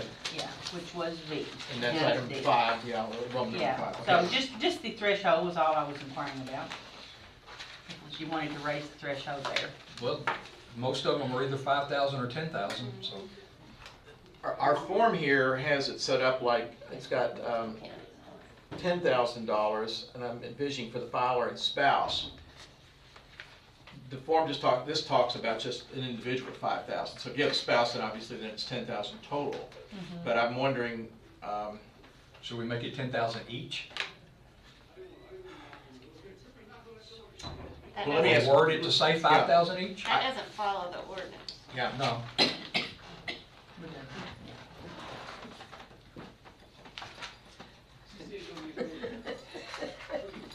Sorry, we're I trying don't to get know, the Commissioner legality members, of the warning center. what do you, Judge, do you have any thoughts on, I mean, do you think you should be higher? Well, I was leaning that way, but after Paul pointed out that most of them are 10,000, I went and looked. I mean, that we're right in line with the sheet, so I don't guess it matters. I just thought maybe that was a lower income level from when the form was created, and maybe that need to be increased, but, you know, it looks like everybody's still in line with that, so. Are we, when we talk about, I'm thinking of people who don't have a spouse, and I'm just wondering, are we talking about like maybe the household total? So if I have, I think it's by let's source. say I It's have, by source. Yeah, I do too. It's by source of income. okay, So, you know, Kentucky Retirement System. So if you've got 5 different sources that you've earned over 5,000, you have to list each one of them. yeah. And the spouse would too. Yes. I say leave it at 10 then. So make it 10 each? If 10 per source. 10 per, well, 10 10 per person per source? Well, Well, then do you need to have 2 sections, one that says filer and then one that says filer spouse? Probably. And make it 2 sections. Well, yeah, just Because divide that's them up. confusing the way it reads Yeah. right now. so we're basically saying the spouse is on the same level as the filer. Yeah. In other words, if the filer has 10,000 or whatever, the spouse has 100, then the spouse doesn't need to fill it, but the filer does. Yes. So we're different, they're different, but they are required, both of them, to account for anything over. Each source of income that either has over $10,000, Right. they need to report. Okay. For the filer and spouse. So we're gonna change that to 10,000 instead of 5? What, well, In the ordinance, on we the need- form, yeah, In we're the changing the ordinance, ordinance. we need to change That's the already on ordinance. the ordinance. Okay. Yeah, Does section- that sound good to everybody? Yeah. Okay. We just need to reword that on the ordinance. I want to make it each, that way it's not confusing. Now, what section was that on the ordinance? Because I've lost. That's it. section D. D. Okay, gotcha. Thank We you. were also gonna remove from within the Commonwealth of Kentucky, so it's any source, in or out. That was one of the ideas we discussed. It's from Louise. Okay, and on our sheet, it is separated in state and out of state, so. We want to combine that, Yeah, I don't think we need to separate. just have one section, so if you, whether regardless I'm of coming. where. it- Okay. I'm sorry, we've got to. Thank you, Judge, we appreciate everything. Thank you all for all your hard work, because this is a long, drawn-out thing to have to tackle. And I know it's a lot of work for you also, but appreciate your all's attentiveness to this, and good luck. Thank you, Judge. Okay. Bye. Okay, so on 5, we've agreed then we'll set up change the ordinance to 10,000, and we'll redesign the form to reflect that it's for each source of income, whether it's from the Yeah, spouse. and I think what we should do on that is have a column Mhm. for filer and a column for spouse. Exactly, Yes. I think that's excellent, yes. Okay. Good deal, very helpful. Okay. As far as the business interest, I think we've finished with the securities, right? Those have been Those have eliminated. gone. Section, we've got left is sections 4A, B, and C, and then what is not mentioned on the form are gifts. If we can, I'd like to see what do you all think about, first of all, the dollar amounts. First of all, do we want to keep this? Do we want to keep business interest as part of the code, or do we want to examine that, or should we assume that we want to keep it, and now it's a question of how the amount, and who they apply to? What do you all think about? Explain when you refer to the gifts. Okay, we'll talk about it in a Okay. minute, separate section. That's under section K. But we're talking about basically section E, F, and G for business interests. And then from what I could see, it looks like B and C are not necessarily reflected in the code explicitly, but if we have the authority to add things, then that would be within our parameter to keep them or modify them or change them, whatever we want to do. But I guess the first thing is looking at sections E, F, and G. What do we think? Do we need to make any changes? Do we need to eliminate anything? Do we need to just leave it alone? What do you all think? Let's see. On, in B, 4B, we changed the amount to $20,000. Okay. Section what was that again? On the form, 4B, 4B. that 10,000 was changed to 20,000. When was that made? Last week. Or, Okay, so yeah. that will need to be changed under 21G on the ordinance then. 21G.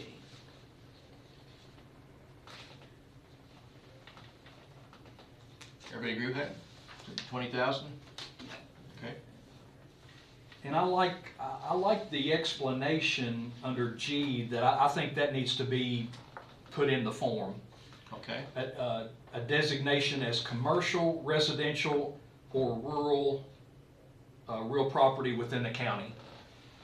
That lets them know that all rental property, no matter whether it's a rental farm, it's a rental building, Okay. whatever the case may be, it needs to be disclosed. Does that sound good to everybody? Yes. Okay, all right, very good. One thing I should mention, we don't have to have the form done next week. We just need to have the code ready to go. So we will work on the form some, but we do need to, but that's good. I agree with you, Tom. I think everybody else does too, so. Let's see, under 4A, business interests, I think we need to put the name and address part of this as well. that's under F, right?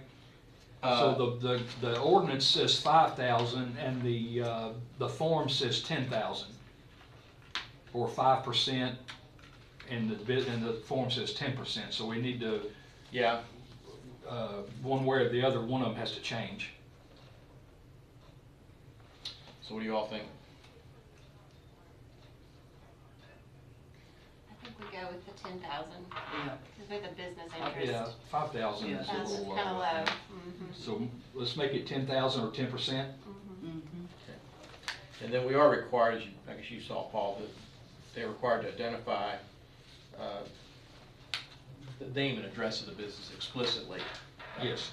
I think they, but, okay, and then, okay, so that one is,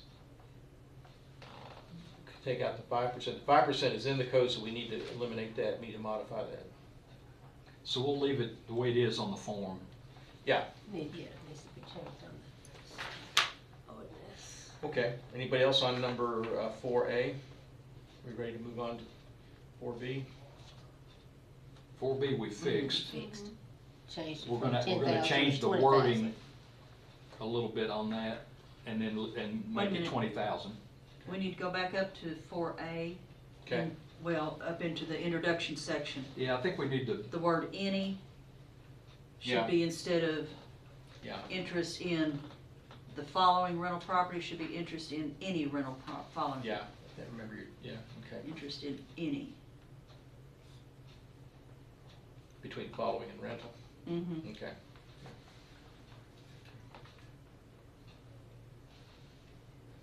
Okay. That was another Louise change. Excellent. Okay. Are we okay on B? Anything else? I think we, on C, this was the one that got the approval from the folks that were pretty hostile toward the rest of the form. At least a few of them thought this was good. I think some type of a statement here, it's kind of like putting them on notice, but I don't know what you all think about it. Do we need to keep that? I would like to be honest, I would like to remove that from under section 4 and make it its own section. Okay? And have a conflict of interest section where they can report anything that may be considered a conflict of interest. What, in conjunction with that, and things that we've talked about, I think like what Rebecca mentioned about people bringing things up, or, in the course of the year, is maybe have some type of a statement at the end of all of this before they sign, which gives them tell their duties and obligations are. In other words, just because it wasn't asked on here, doesn't mean that, well, we didn't catch that. If you know if there's something that appears to be a problem, you have an affirmative duty to come forward with that. We're not speaking specifically, but we're just saying you have a duty to disclose. And something like this, I think, is kind of letting folks know, okay, we're not intruding, but you have to step forward when it's appropriate. If you have all this business and we don't need to know about it, fine.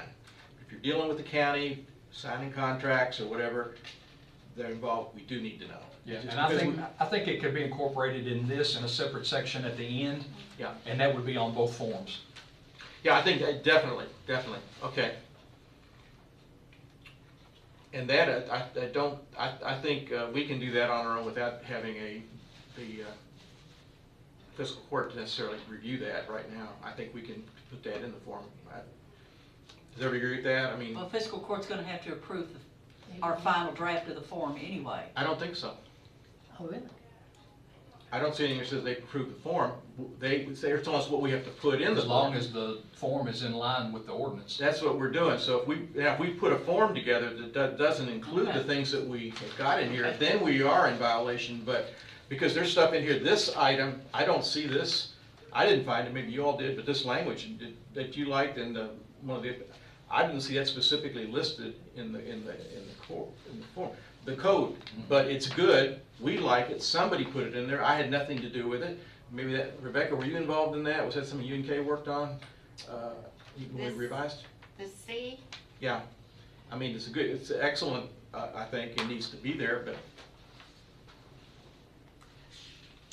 I agree. I don't recall, I have to go back and look at my notes. okay, well, I want to give credit, When we I want get to on give this. credit where credit's Yeah, due, I don't know. but I think that's whoever did this recognized they were doing this because they thought that was what needed to be on the Yeah, form. and I think it needs to be stated that just filling this form out doesn't preclude you from making changes and letting us know about it in the future.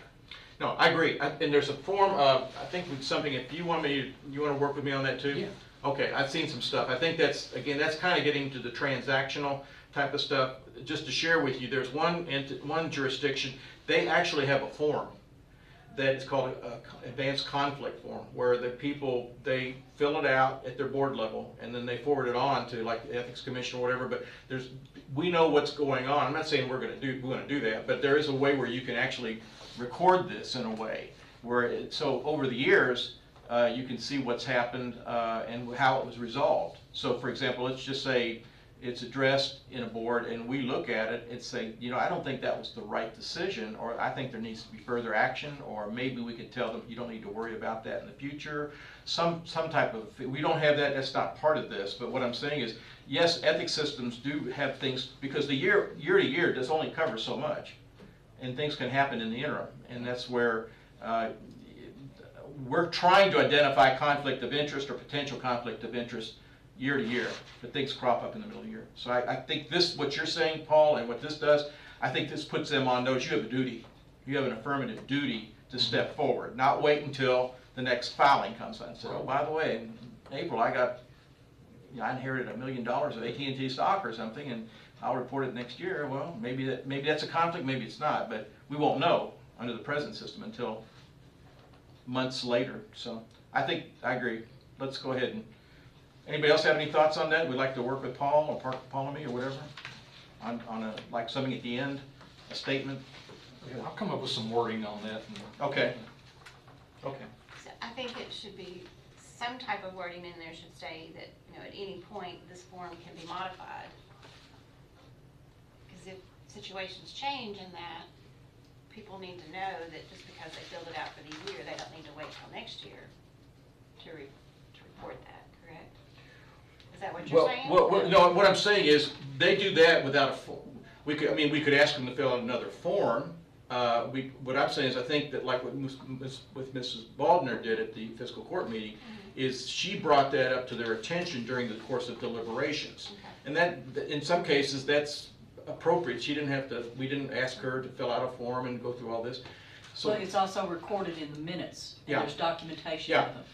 And if there was Yes. something talked about last week Mhm. about the boards bringing that up in their minutes and having Mhm. included in their minutes that there's Yes. potential conflict, or I've recused myself.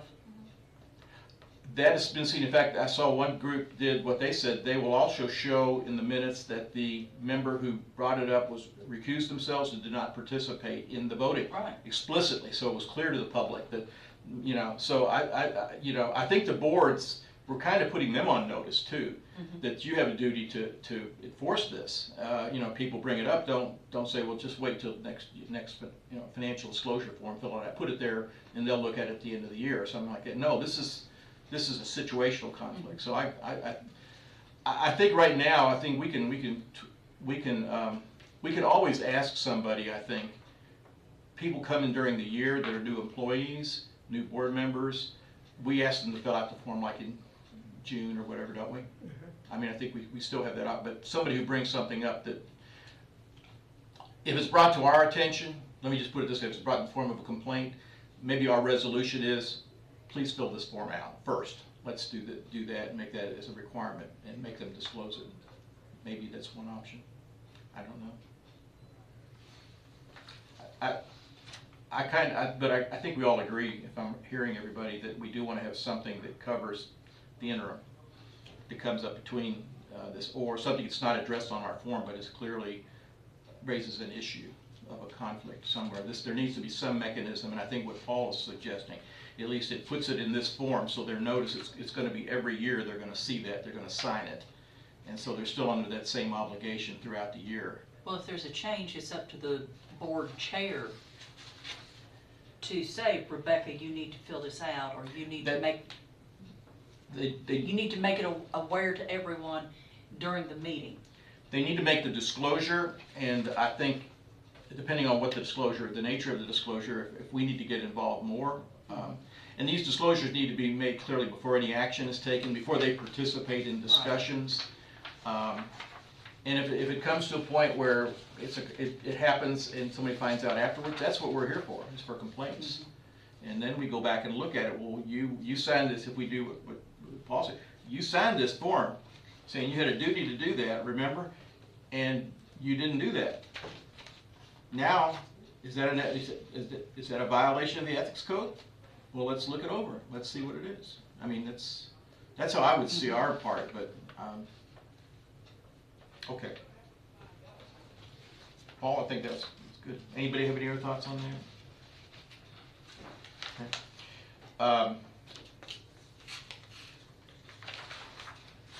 Okay, so we talked about having the separate columns for the spouses, and there's some hours. Gifts are not listed on this form, but they are listed in the ordinance. For the sake of time, I will, if this is agreeable with the commission, I have some of the counties that one of the counties has a listing of a gift paragraph from Boone County. I will submit that to you all only for illustrative purposes.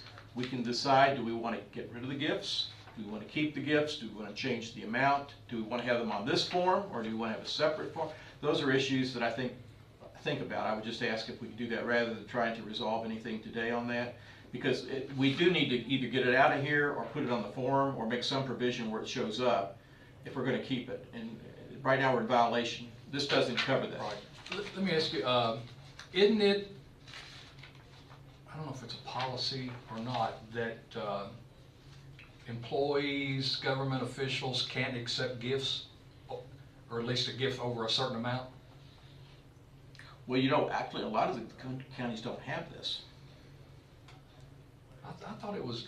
There was something, you're talking about like back in the 80s, the Bob Trot scandal and all that, there were some things like they called like the lunch, you can't have like over $100 for lunch. If somebody takes you out or gives you a gift or something, it was like, you know, this was when you had a lot of corruption in state government.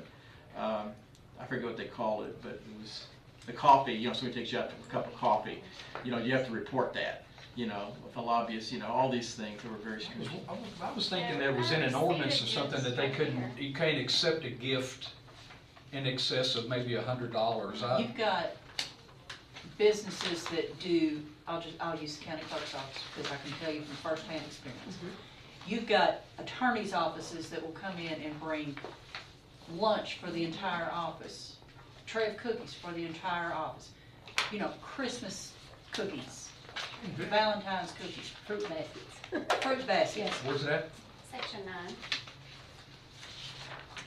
Yeah, there's a Yeah. Section 9 in the ordinance? Section 9.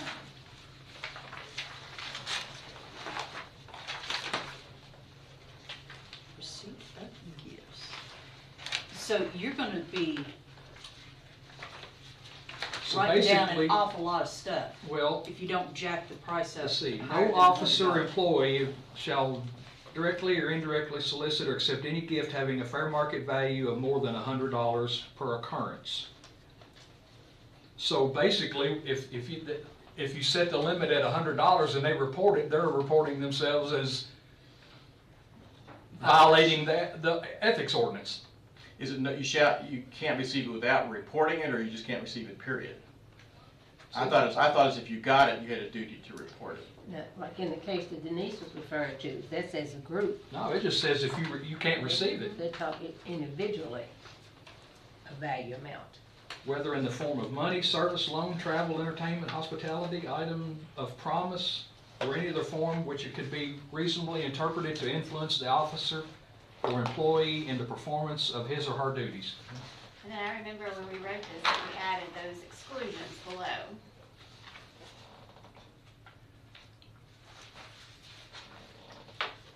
So they're not allowed to accept anything over $100. So basically, if they said somebody gave me $200, then they're basically, and they report this, they're reporting an ethics violation. Mm-hmm. Okay. Well, it excludes food and beverages.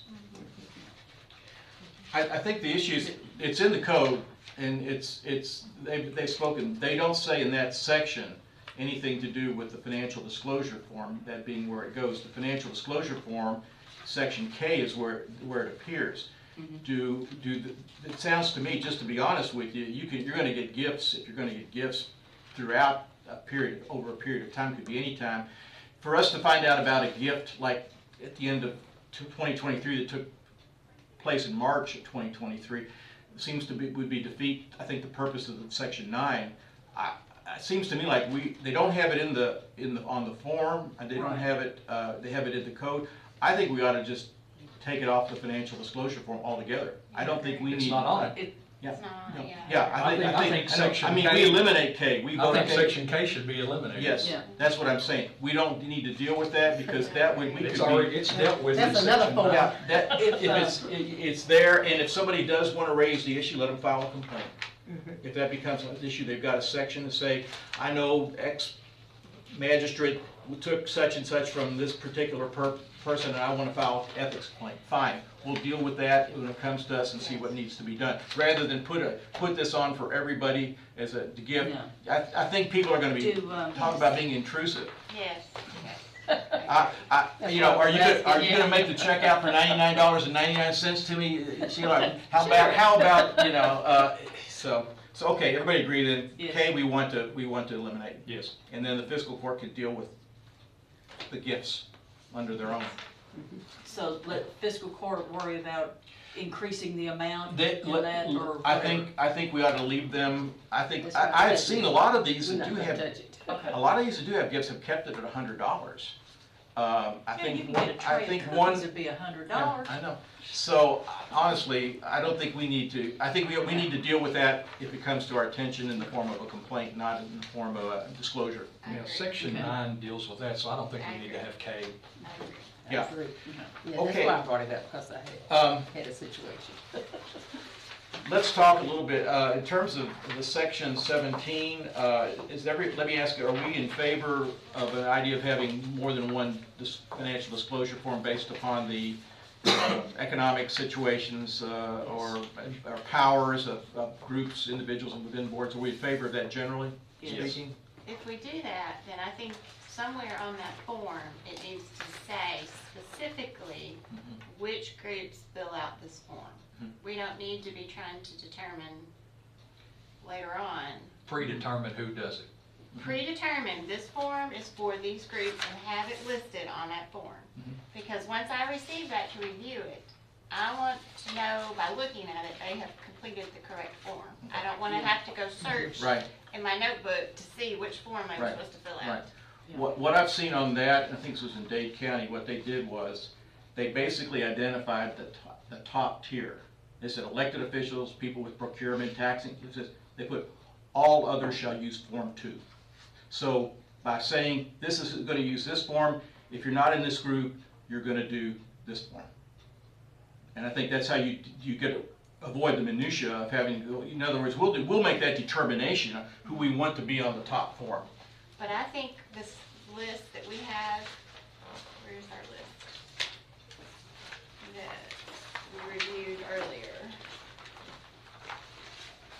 This one? Yes. If these are the ones, Which one are you talking about, this thing? The Yes. list of speeches. Yeah, these are not, the speechies are one group, the boards they're different boards, and the different boards are, some of these, like the taxing folks, planning and zoning are gonna be at a higher tier. The birthplace of Kentucky will probably, if we agree, be exempt. see, I think those specific names need to be detailed. Do we have, Well, I think a list of everybody that's under this? there are constitutional officers that are not listed in here. There are department heads, perhaps with procurement. The language that is in section 17, it notes here, elected board appointments, employees with procurement authority exceeding 1,000 per annum. So that gives people notice to a certain extent, as well as members of county with procurement or regulatory authority and attorneys. So this is already listed here. I think what we need to do for purposes of an instruction, and I'll say this, is I think we do, if we're going to have what is done in one place is they have one form and they have different sections.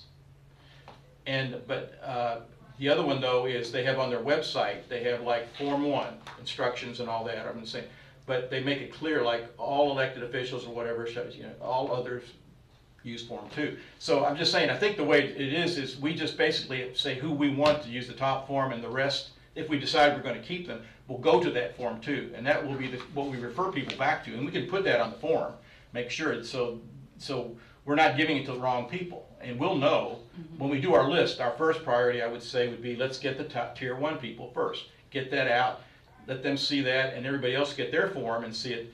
You're doing this form. I'm trying to think this through a little bit, but the bottom line is you basically cover one group, and then everybody else is not on that group as part. But whoever's covered in that first group, I think all board chairs, everybody needs to know who fills out that first group. Well, It's gonna be a yes. nightmare. No, I agree with you. I think we need to identify that for the first, so everybody knows that one's the one to do it, and then if you're not on there, then you use this other form.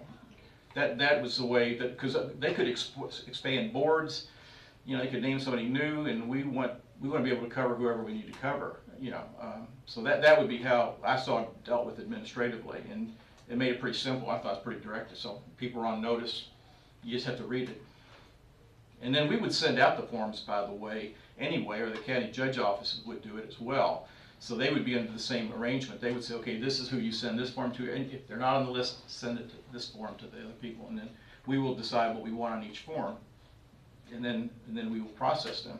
Same time limit, everything would be the same when we get it in, but would just be different requirements for the 2 forms. So if you're in a bottom tier, just trying to think through. Let's say tier 2. Okay, tier 2. What exactly is going to be on this form then, other than just contact information, maybe some offices, directorship? That's what we're going to discuss And at a our next conflict of meeting. interest statement. Conflict of interest is not going to be very much. That may be what we want to do. We're going to discuss that next week.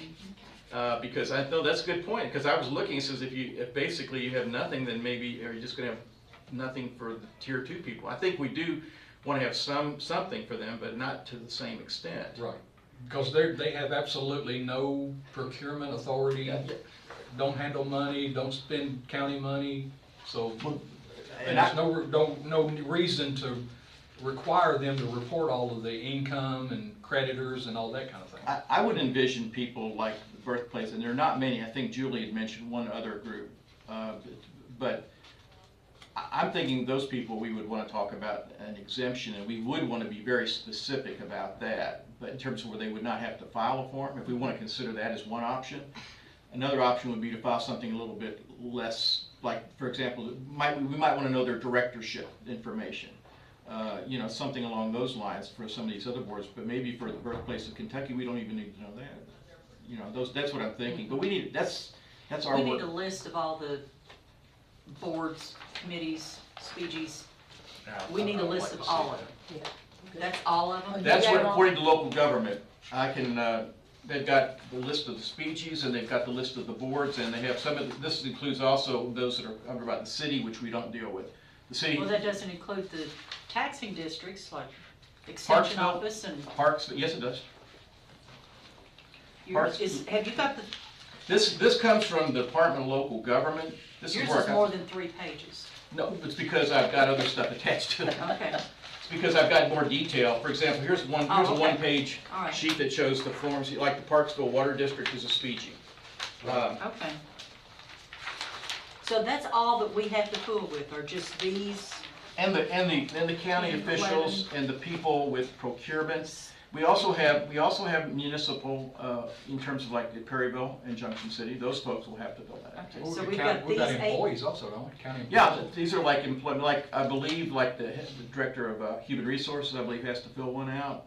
But this is again, and Rebecca, you worked with the first, I wasn't doing that when I took over, but when they send these out, they have a list of the people, and I think I've seen all the folks, they've got listed by names in certain departments and agencies, so they have a list of the folks that are contacted. I don't know, for example, here in Boyle County, who has procurement authority over $500. I don't know in Perryville, I don't know in Junction City who has that, but we would need to communicate with, the judge's office needs to communicate with them to, when they fill out the form.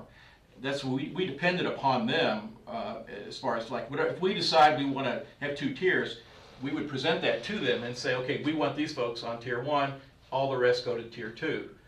Fine, they should be able to figure that out. That's just a process of elimination. But again, like the sheriff, all the folks that are elected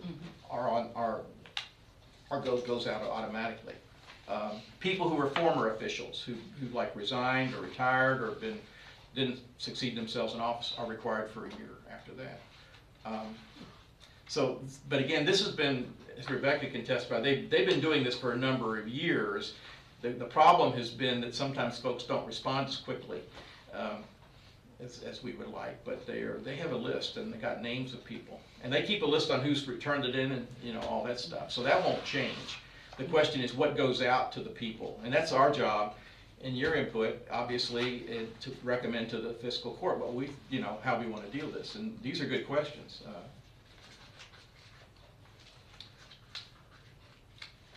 I think for next week, Paul and you and I are going to work. I don't mean to exclude anybody. I know you all have lives and things to do. I think we might want to give some thought. I will give you some information I have on the boards. Again, this might give you some idea. You can, by functions of boards, you can identify, do we want people, certain boards like planning and zoning, yes. But I think we need to probably kind of think a little bit more, and hopefully, I think Mrs. Wagner is going to be at our next meeting. So that She'll have to help determine. Yeah. What about these? Go ahead and pass those out if you would. We can do that for I've next already week. got it. For next week. I printed them out. Thank you. It was in an email he sent. Would you like all Okay. of these others back? Yeah, just give them, everybody's got one out. Hi, Judge, J.H. We're on YouTube right now, so welcome the mayor. I'm the judge substitute, still becomes substitute. Okay, well, She Mayor. said she just got out of that other meeting and she said she's going to lunch and said, y'all need some help, y'all just let me know. We are honored to have the mayor of Danville with us, J.H. Atkins. Mayor, what's the good news? I'm substituting for the judge. I told her I'd here for 30 seconds. Okay. So y'all got a chance for 30 seconds. You got any conflicts of interest to report? Yeah, I do, yes, sir, I do. Let's see, what did the judge do to me? Don't let me go. Just want to say hello to the committee. So you don't, huh? Yeah, I don't volunteer for any extra readings, right? And Joe knows that, but anybody, right? Oh, can they help? Yeah, we got you there. Before we adjourn, we have a meeting. I'll send out the notice. It will not be on teleconference, but we'll have a meeting next. It's our quarterly meeting at 9 o'clock here next Wednesday. Besides the election of officers, which is in the ordinance, I'm planning on leaving the agenda open for this work. But if there is something else that you all feel needs to be addressed, please let me know, either now or later. I'll try to send out the agenda by Monday. As far as, right now, you can bet on the fact that we will have those 2 items on there. In other words, it'll continue. Is there something else that's coming on, or issues that are unresolved? We can address those. We could also, by the way, bring those up at the meeting, since the special meetings, we are limited, as you know. We are not limited at the quarterly meeting, so you will be able to bring something up. But if there is something compelling that you think we need to devote some time to besides these items, that is helpful to put out there. But if you don't, come bring your ideas with you. Do you have any questions at this point in time? So you said next Wednesday at what? 9 o'clock, 9 o'clock here. I want to thank everybody for your patience working with me and with everyone involved in the process. If you have any questions, you know how to get a hold of me, any suggestions, any ideas, any thoughts, concerns. Our goal at the end of next week is to have, next meeting is to be able to put a ethics ordinance together on section 21 and possibly section 17 to give to the fiscal court. That needs to get to the fiscal court by Friday, the 19th.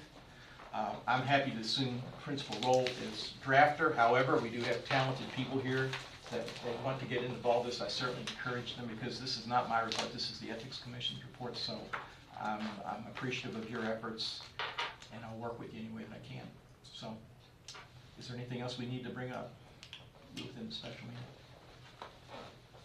I would just like to say thank you, Joe. You have kept me updated. And I really appreciate that. Life got a little hectic since first of the year, so thank you, Joe. Well, sure. It's good to work with Yes. with you all. At this point in time, we have a motion to adjourn. Motion? Second. Second. All approved? Aye. Yes. Thank you all. Thank you. We are now adjourned. Thank you. All right.